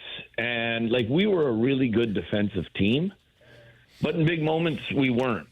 And that's where, myself, I have to grow, and our leaders and, the players on the ice that are asked to close out games need to take into stock and watch right now the other players that are closing out games and how they can emulate what they're doing. And for me, it's what are these teams doing that have success in these situations?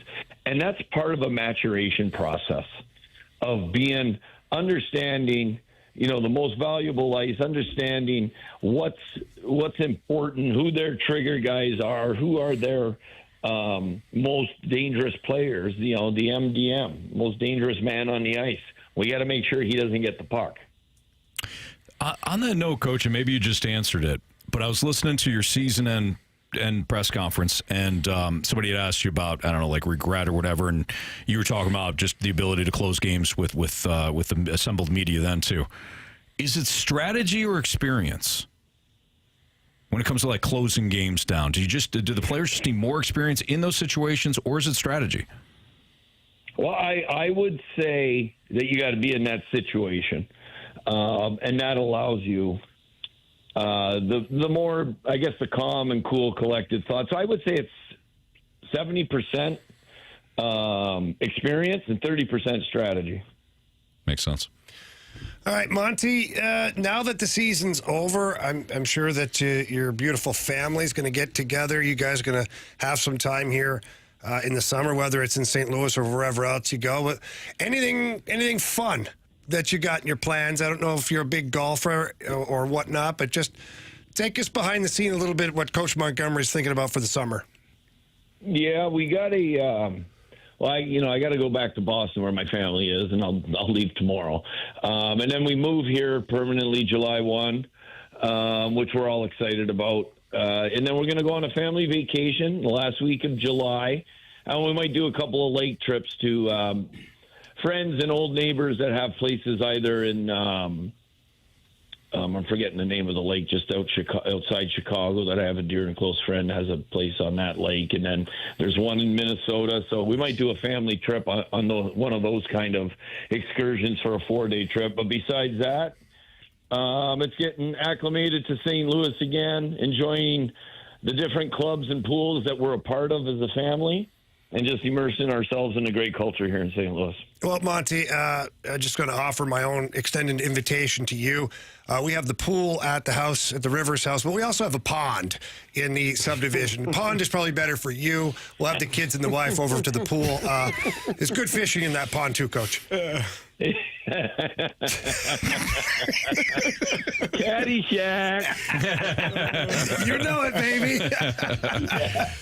Hey, Coach, again, we love having you on these airwaves, and we're, certainly disappointed that we don't have an opportunity to talk to you again next week as, we break down a Blues-Dallas series. But regardless, man, the future's bright here in St. Louis for you and the Blues, and we can't wait to be a part of that ride moving forward. So thank you. Thank you, gentlemen. Have a great summer. Same to you you. Too, Coach. Thanks. Thanks, Coach. Yeah, bye. That's Coach Jim Montgomery here in the Fast Line on 101 ESPN. Great stuff. Splashback Deuce says, Anthony, 70%, 30% are math things. You good on that? Absolutely not. No. I'm going to need somebody to break it down. Did you give numbers? Oh, he gave you numbers. He gave me numbers. He gave numbers. That's going to take us a while. I was going to go Jordan home. will have to help us out with that. I was going to have to punch it into Chat GPT, but I don't know the right You question don't on even know that. how to use that right. I don't. Can you show us how you punch it in? Yeah, just like this. Well, have you ever heard Anthony type? It's I have not. You can always tell he's answering the text. So here's a normal type for him. It's like that's normal. And then when he's answering somebody on the text line, it's. You know who else does that? Carey. I can always tell when Carey's firing a text back. Responding to somebody that said something that and you I can tell did not like. Yeah, you can tell too, because Carey, every once in a while he'll look up, but it's not there. It's just. Oh yeah, he's just going and going. Yeah. And then you see a paragraph pops up in the text. Yeah. Maybe you want to come down here and I'll beat the ever living. No. Easy address for you. Yeah. All right. We've got Bet the Board next on 101 ESPN.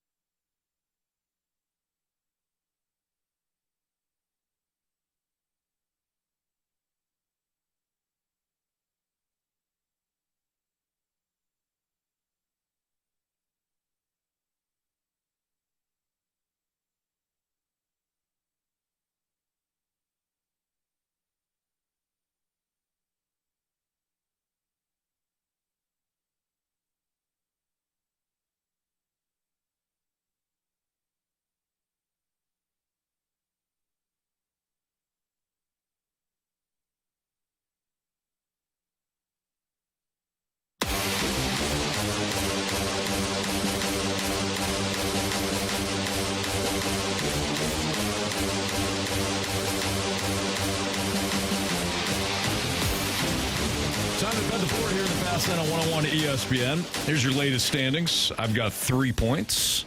Carey's with 2. Jamie now with 2. Yeah. After he took Mumsy's Toronto Maple Leafs last night. His only 2 wins thus far in the month of May. Both the Toronto Maple Leafs. And Marsh has got business, 2. Anthony, that's all. Yeah. It's just business. Marsh literally texted this. Jordan can pick for me. I suck. So Jordan now is spinning a tailspin. Jordan, do you like the Edmonton Oilers or the Vegas Golden Knights tonight? Ooh. Jordan, a massive hockey fan.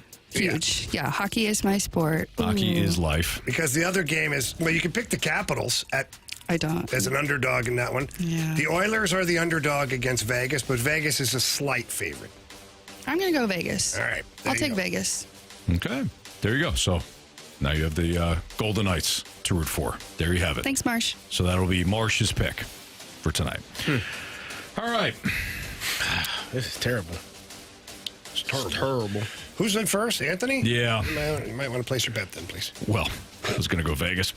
Sorry. So was I, actually. Yeah, that's okay. And you even offered it? That's so nice we're of you. Come on. Absolutely. You're a guest today in the Fast Lane. Exactly. It's the only day you'll be treated nicely. Okay, I'll take it. I will take Very it. true. Yeah. Well, the Carey's Dodgers are minus 160. Can't go that route. Why don't you give me the over 8 in the Reds and Braves game? Over 8 in the Reds and Braves game.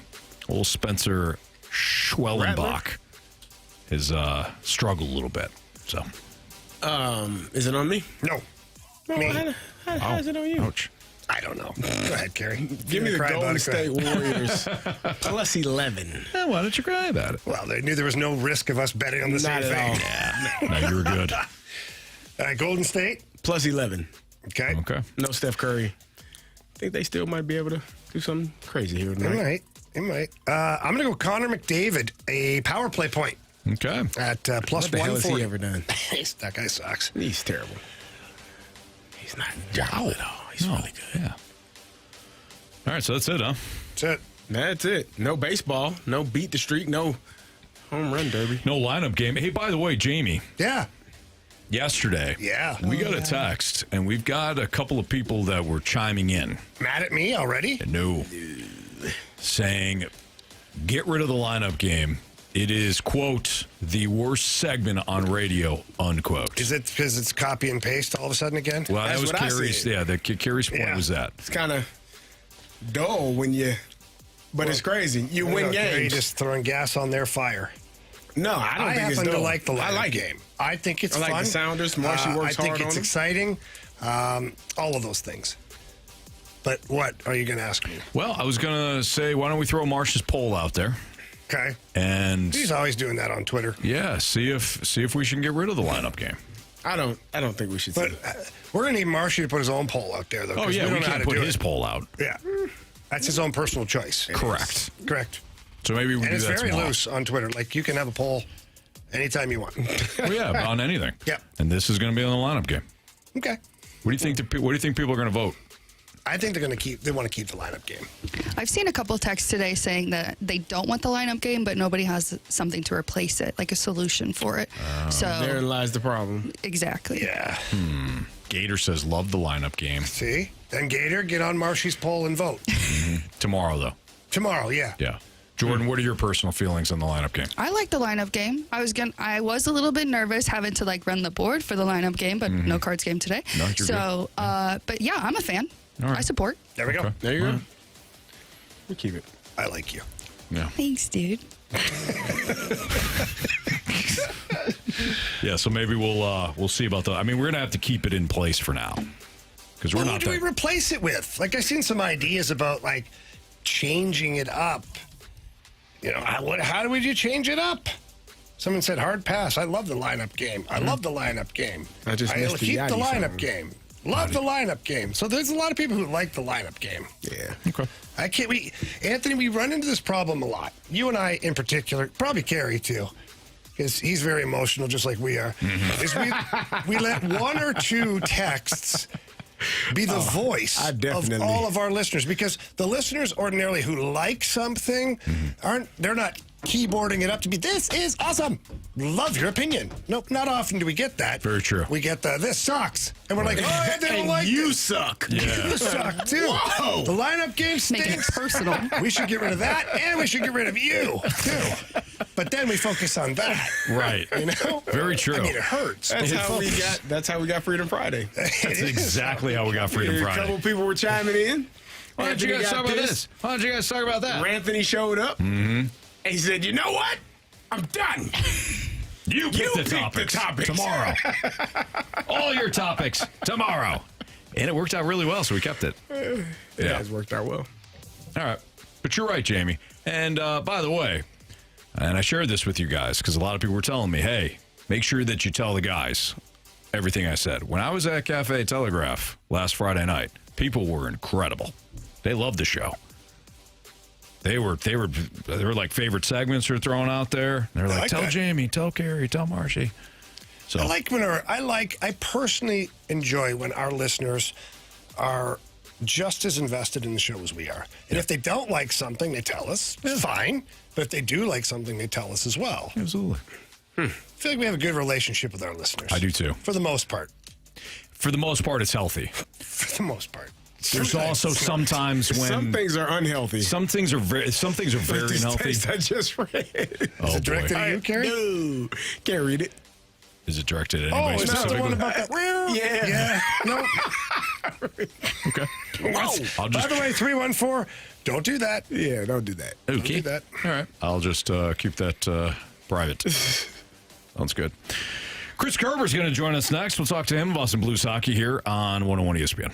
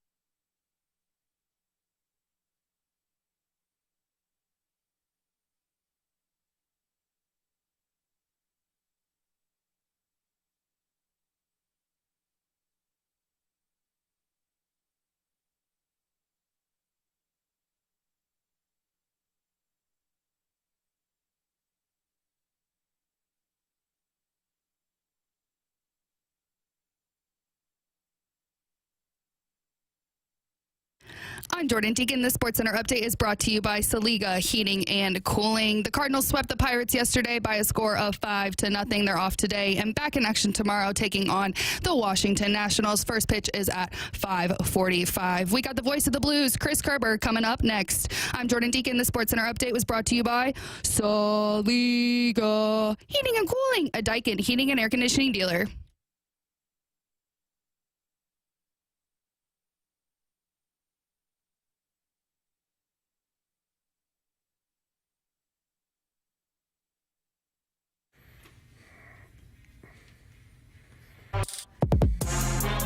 It's a Fast Lane on 101 ESPN with Kerry Davis and Jamie Rivers. I'm Anthony Stalter. Let's head to the Collier and Thompson phone line. We're joined by the play-by-play man of the St. Louis Blues right here on the Blues Radio Network, Chris Kerber. Kerbs, how are you? Anthony, I'm doing good. How are you? Well, doing good. Just wish we were talking about a Blues Stars series, which I'm sure you are as well. But on a positive note, I don't know how anyone can watch the Blues from the Four Nations tournament through even that series that they lost and not think that the arrow is pointing straight up. And I'm sure you feel the same way. Well, I think, a few days later here and all the different interviews and people you've talked to, look, the reality of it is you're a little disappointed in how it ended because you had the series in your grasp, you had the game in your grasp, but at the same time, it didn't go that way. And so, you look at the whole season in its totality, where you're at, where, the organization very publicly stated they were trying to get to. And I think you do have to be real positive about, a whole lot of things. And I was talking to Braden, just as fans, you look to break something down, you see, well, who didn't do this guy didn't do that, whatever. Sometimes when you also just look at the bounces and how it goes, right? Ehlers fires that puck, and if he doesn't whiff on or doesn't whiff, it ends up probably right in the gut of the goaltender. And the game, there's just so many little things and bounces that happen in the game of hockey, which is why I'm always very cautious in how I break things down until I talk to guys and how they look at it. Now, I can tell you this, and Jamie saw, I'm sure Jamie's seen it from some of the guys. Like that group was gutted on that plane, and in the last couple of days. And you could sense and still really sense their frustration, but you hit the reality of, nothing you can do about it. That river card came and somebody sucked out on you, and that's going to happen. Hey, Gerbs, let's go back to training camp just for a second. And, all of us, Blues fans, media members, all that, we all kind of had an idea of what the team could possibly be and the young players who might be able to contribute. We really didn't know what Holloway and Broberg were going to bring to the table. Let's go back and think about that for a second, and then where the team ended up, and how right were you on some things, and how many other things just totally surprised you in the best possible way? I'll tell you what surprised me. I'm sitting at a stoplight, and there's this woman in the car sitting in the passenger seat. I thought it was a poodle. I'm like, wow. Perms are back in, Curbs. Oh, dang, that's not the guy's dog. That might be the wife. Well, sometimes it's good to be in my head. Sometimes it's not. But anyway, back to your question there, Jamie. What is good? Well, you know what? Listen. And this is where you separate, honestly. You separate the immediate from other realities. And other realities is, I just go back to the things that Doug Armstrong said, when he made all the trades and announced, at the trade deadline, had his press conference about how things are going to go after the trade over Riley, Tarasenko, Barbashev, Mikkola, Achari, those guys, right? And, and then you look at how last year went, and you're like, man, for a team that was in a retool, they finished just 6 points out of a playoff spot. And I actually thought, well, that's how you screw up losing. Like, shouldn't you do what you can to get a top 10 pick? Well, they did have a top 10 pick in the end. It was a 10th pick. They just didn't get the league luck to jump from 10th to 1st, like the New York Islanders did this year, right? So, but then you look at this year, and you didn't know what you were going to get from Broberg and Holloway. Now, Doug Armstrong said that they felt that they were going to be better, than some people thought, but you did get max performance out of those two guys. You really did. And remember at the beginning when you signed They go wide. Sometimes you got to overpay as free agents to get something good. Those two guys fully lived up to every penny of their contracts. And I would say outperformed them in some ways as well. And then you just look at the way the thing went. But I had two different instances in the first month and a half of the season when I talked to two different people in hockey ops, and both of them in their own way expressed that we feel that we have a playoff team. And I looked at them wide-eyed and went, really? Because, we don't see it. And that's when you thought, man, if there's a coaching change that happens, there's something. But expectations, even though they didn't come out and publicly say it, expectations are pretty high on this team, at least to where that compete should be. And I think it played out that way. I thought, you just look at everything. And this is what, to me, Jamie, feels so different. Like, we've been a part. You've lived it more personally than anybody here right now. But we've been a part of playoff seasons where you're disappointed at the end of it. And let's face it, you make the playoffs, you get a chance every year. You are disappointed when it ends. This is one of those really rare times. Maybe 2009 fits it as well. This is one of those rare times where when it ended, you're like, yeah, but holy cow, is this a great step with a really exciting couple of years coming? And that to me is the difference. Like, I'm looking at this young core and feeling like they are poised to really make some more noise now. Kind of like maybe the Blackhawks were in that 2010 year. Rather than trying to get an aging group to win a cup. Man, if you can win early on in that's how you get multiple cups. That's how the Blackhawks did it. It's how the Kings did it. And I think the Blues could be entering that window to be one of those younger type of championship teams if they can click on a couple things. I really do. Curbs, that was exactly where I was going. We just had Jim Montgomery on, and he said the overall theme in his exit meetings with the players was excitement for 25, 26, and years to come. We heard Doug Armstrong talk about we're out of the whatever, no rebuild, retool, whatever. What is your level of excitement in comparison to past years for this championship window or this window that is seeming to be opening for the St. Louis Blues right now? I think the excitement level for me is maybe as high as it's ever been since I've been with this team. And the reason I say that, Carey, is when I first got here, the teams were really good, and you had future Hall of Famers. And, they were expected to compete for a cup with what they were doing, with the Kachucks and the Mellenbys, McKinnis's, Prongers, Turgeons, all those guys. That was it. And they never found the goaltending consistency that they needed in that window. Then you went in the 05-06 downturn to 06, dead last team in the league. The difference was you fell into that hole and the cupboard was bare. You really had to rebuild an organization, and they did. And the likes of the David Backuses, TJ Oshie's, Petrangelos, Perrons, those guys, Berglunds, they turned this franchise around. They finally got the winning pieces a little later on when David Backus had moved on to his last contract. Patrick Berglund traded for Ryan O'Reilly. Oshie already gone to Washington, right? So that young core that turned the organization around wasn't – they set the stage, but they weren't the core that got you over the top, right? Well, this is different.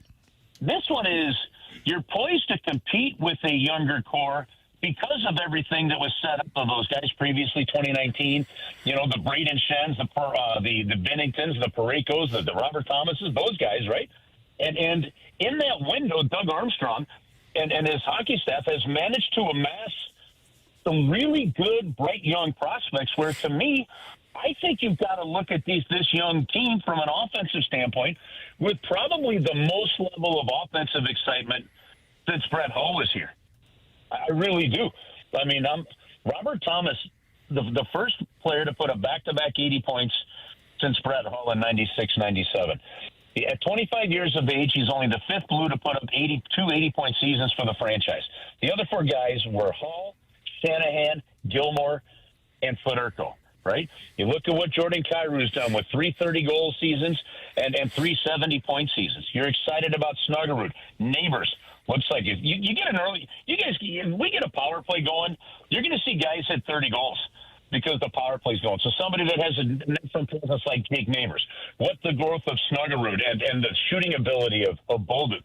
Like, to me, this feels like it's kind of like the offensive spring of the St. Louis Blues, and that's why I'm so excited about it.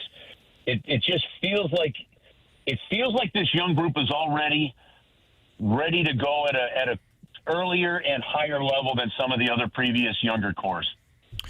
Gerbs, you got any travel plans for the offseason?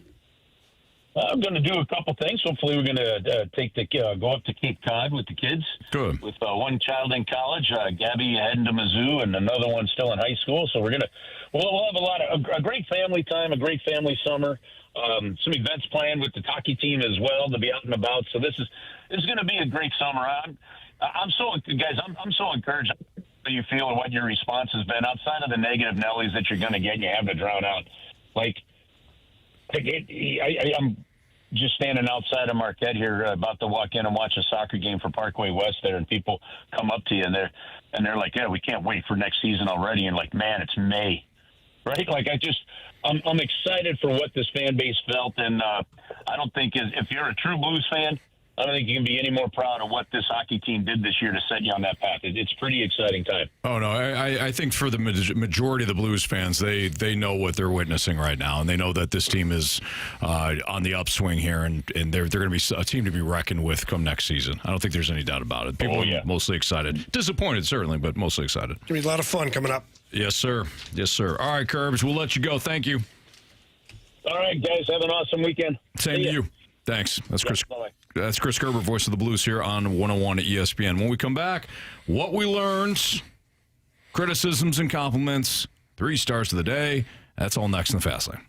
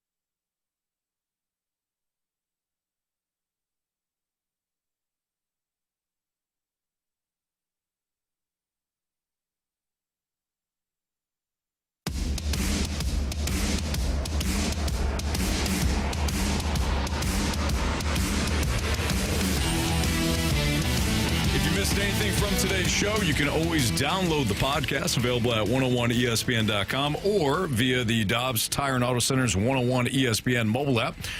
All the podcasts, of course, brought to you by Schaefer Door Company. Ding, ding. Cha-ching. Forgot to look for that one. Sorry. No, that's all right. I like the improv personally. Yeah, I do too.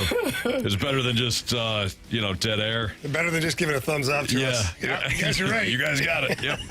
That's Jordan Deacon, who did a great job today filling in for Andrew Marsh. And Jordan, we appreciate you. We know you're a little nervous, but hopefully we made it comfortable for you. So fun, guys. Hopefully Anthony didn't ruin it for you. Yeah. No, my motto this year is be scared and no, don't listen to him. My motto this year is be scared and do it anyway. And I did Good that. for you. So Yeah. Heck yeah. I like appreciate that. it. That's what they said to the Air Force, and I think it was one of the wars. They were talking to a veteran guy, and he said the definition of courage is being scared but going anyway. Yep. I like that. I like that a lot. Okay. That's good stuff. All right. What did everybody learn today, Carey? Well, I learned that Jamie and Jake really undersold the Cretaceous period. That's what I learned today, by too. about 75 million years. Hey, you got it. Come on. He was way worse than me. When you wrote down 3, I'm like, oh no, Jamie is fast laned. 3 million years is a long time, guys. I mean, Clearly. Jake could have went with 4, 5. Hell. He was Even saying 6. He could have went with 7, 6. Hell, he could have went with 4. He did. He went so specific, too. 1.725. That was we dealing whole numbers. I thought I was screwed when he said that. I'm like, okay, this guy knows it. Right. So specific. Yes. So, Jamie, you also learned. Well, yeah, I also learned that even if it doesn't make any sense at all, Kerry just won't like the SEC. Yeah, that's Ever. true, too. Ever. Yeah. That's fine. It's okay. Yeah. Jordan, what did you learn today? I've only shadowed this show once, but I listen every day, and I just learned that I really love being in the room with you guys. Well, It's been super fun. Yeah, Very happy to be here. Yes. I learned that during breaks with Jordan, it is very quiet. It is very quiet when Jordan is in it. Like, I noticed that about 4:15, 4:30. I'm like, why is it so quiet in here? There was not one time where she had to say 3, 2, 1, 3, 2, 3, 2. Right, like poor Marsh. Over and over and Marsh is like this. 2. Okay. 3. You guys good? About to turn, you ready? Nope. Yeah, but Jordan, well done. Thank you. We appreciate you. All right, so I don't know if we have time for criticisms and compliments. If not, that's okay. There's only been compliments on here. Great show today, guys. Couldn't agree with Kerbs more. I don't think I've ever been this excited about the Blues. Nice. Great show. Lots of compliments. All right. And I do want to give you one, Jordan, because Tanisha, a loyal listener from the Snake Pit, sent this in not too long ago at 101 ESPN. Awesome show. It was so much fun. Jordan did an awesome job. You all have a good night. Thanks. I got one from Grant Francis fan club too. Said Jordan has such a smooth, calming voice. She does. She does. That's crazy. I hate my voice, so that's super nice. Great voice for radio. Thank you. Absolutely. You did great. And you did calm Carey down a few times, which is hard to do. Yes. Yeah. Once he gets rolling. Get a little hyper. No, not you. Gator said, incredible job today, Jordan. Appreciate it. Ryan Crawford, great job, Jordan. Wow, all right. So many fans. So sweet. Yeah, they're being nice. Yeah. All right. What do you got for 3 stars of the day? All right, third star. I'm going to give a shout out to Grant Francis. Mike Ryder was not here today, and he helped me out with a couple of things. So big shout out to Grant. Nice job, Grant. Yes, Grant. Helping out teammates. Stepping in again. Good job. Second star is going to the text line and the graveyard chat. Very welcoming, very supportive. Super Nice. sweet. Very nice. You better correct it. Yeah. Snake Pit. Snake Pit. But Oh, I'm so sorry. No, it's I'm okay. so sorry. But here's the thing. It's okay. Star number 1 for the day Yes. is Jordan Deacon. Yes. She wouldn't give it. She wouldn't give it. I want to hear Can I give mine, though? Because it was funny. Absolutely. Yeah, no, we want to hear yours. First star goes to the Clear It Camp. Oh, yes. Oh, yes. Even better. Yes. Thank you. Yes. Thank you. Thank you. Yes. You were doing Coming so to good. Synergy Hockey soon. No, you can't. She did it great. I'm sending you a cease and desist. Do not mention my company's name again. Okay, we can go back to me. We can go back to me being the first star. That's fine. That's fine. Come on, man. All right. Nice job, Jordan. Thank you. We do have Pacers, Cavs, Game 3. That'll be riveting. It will be.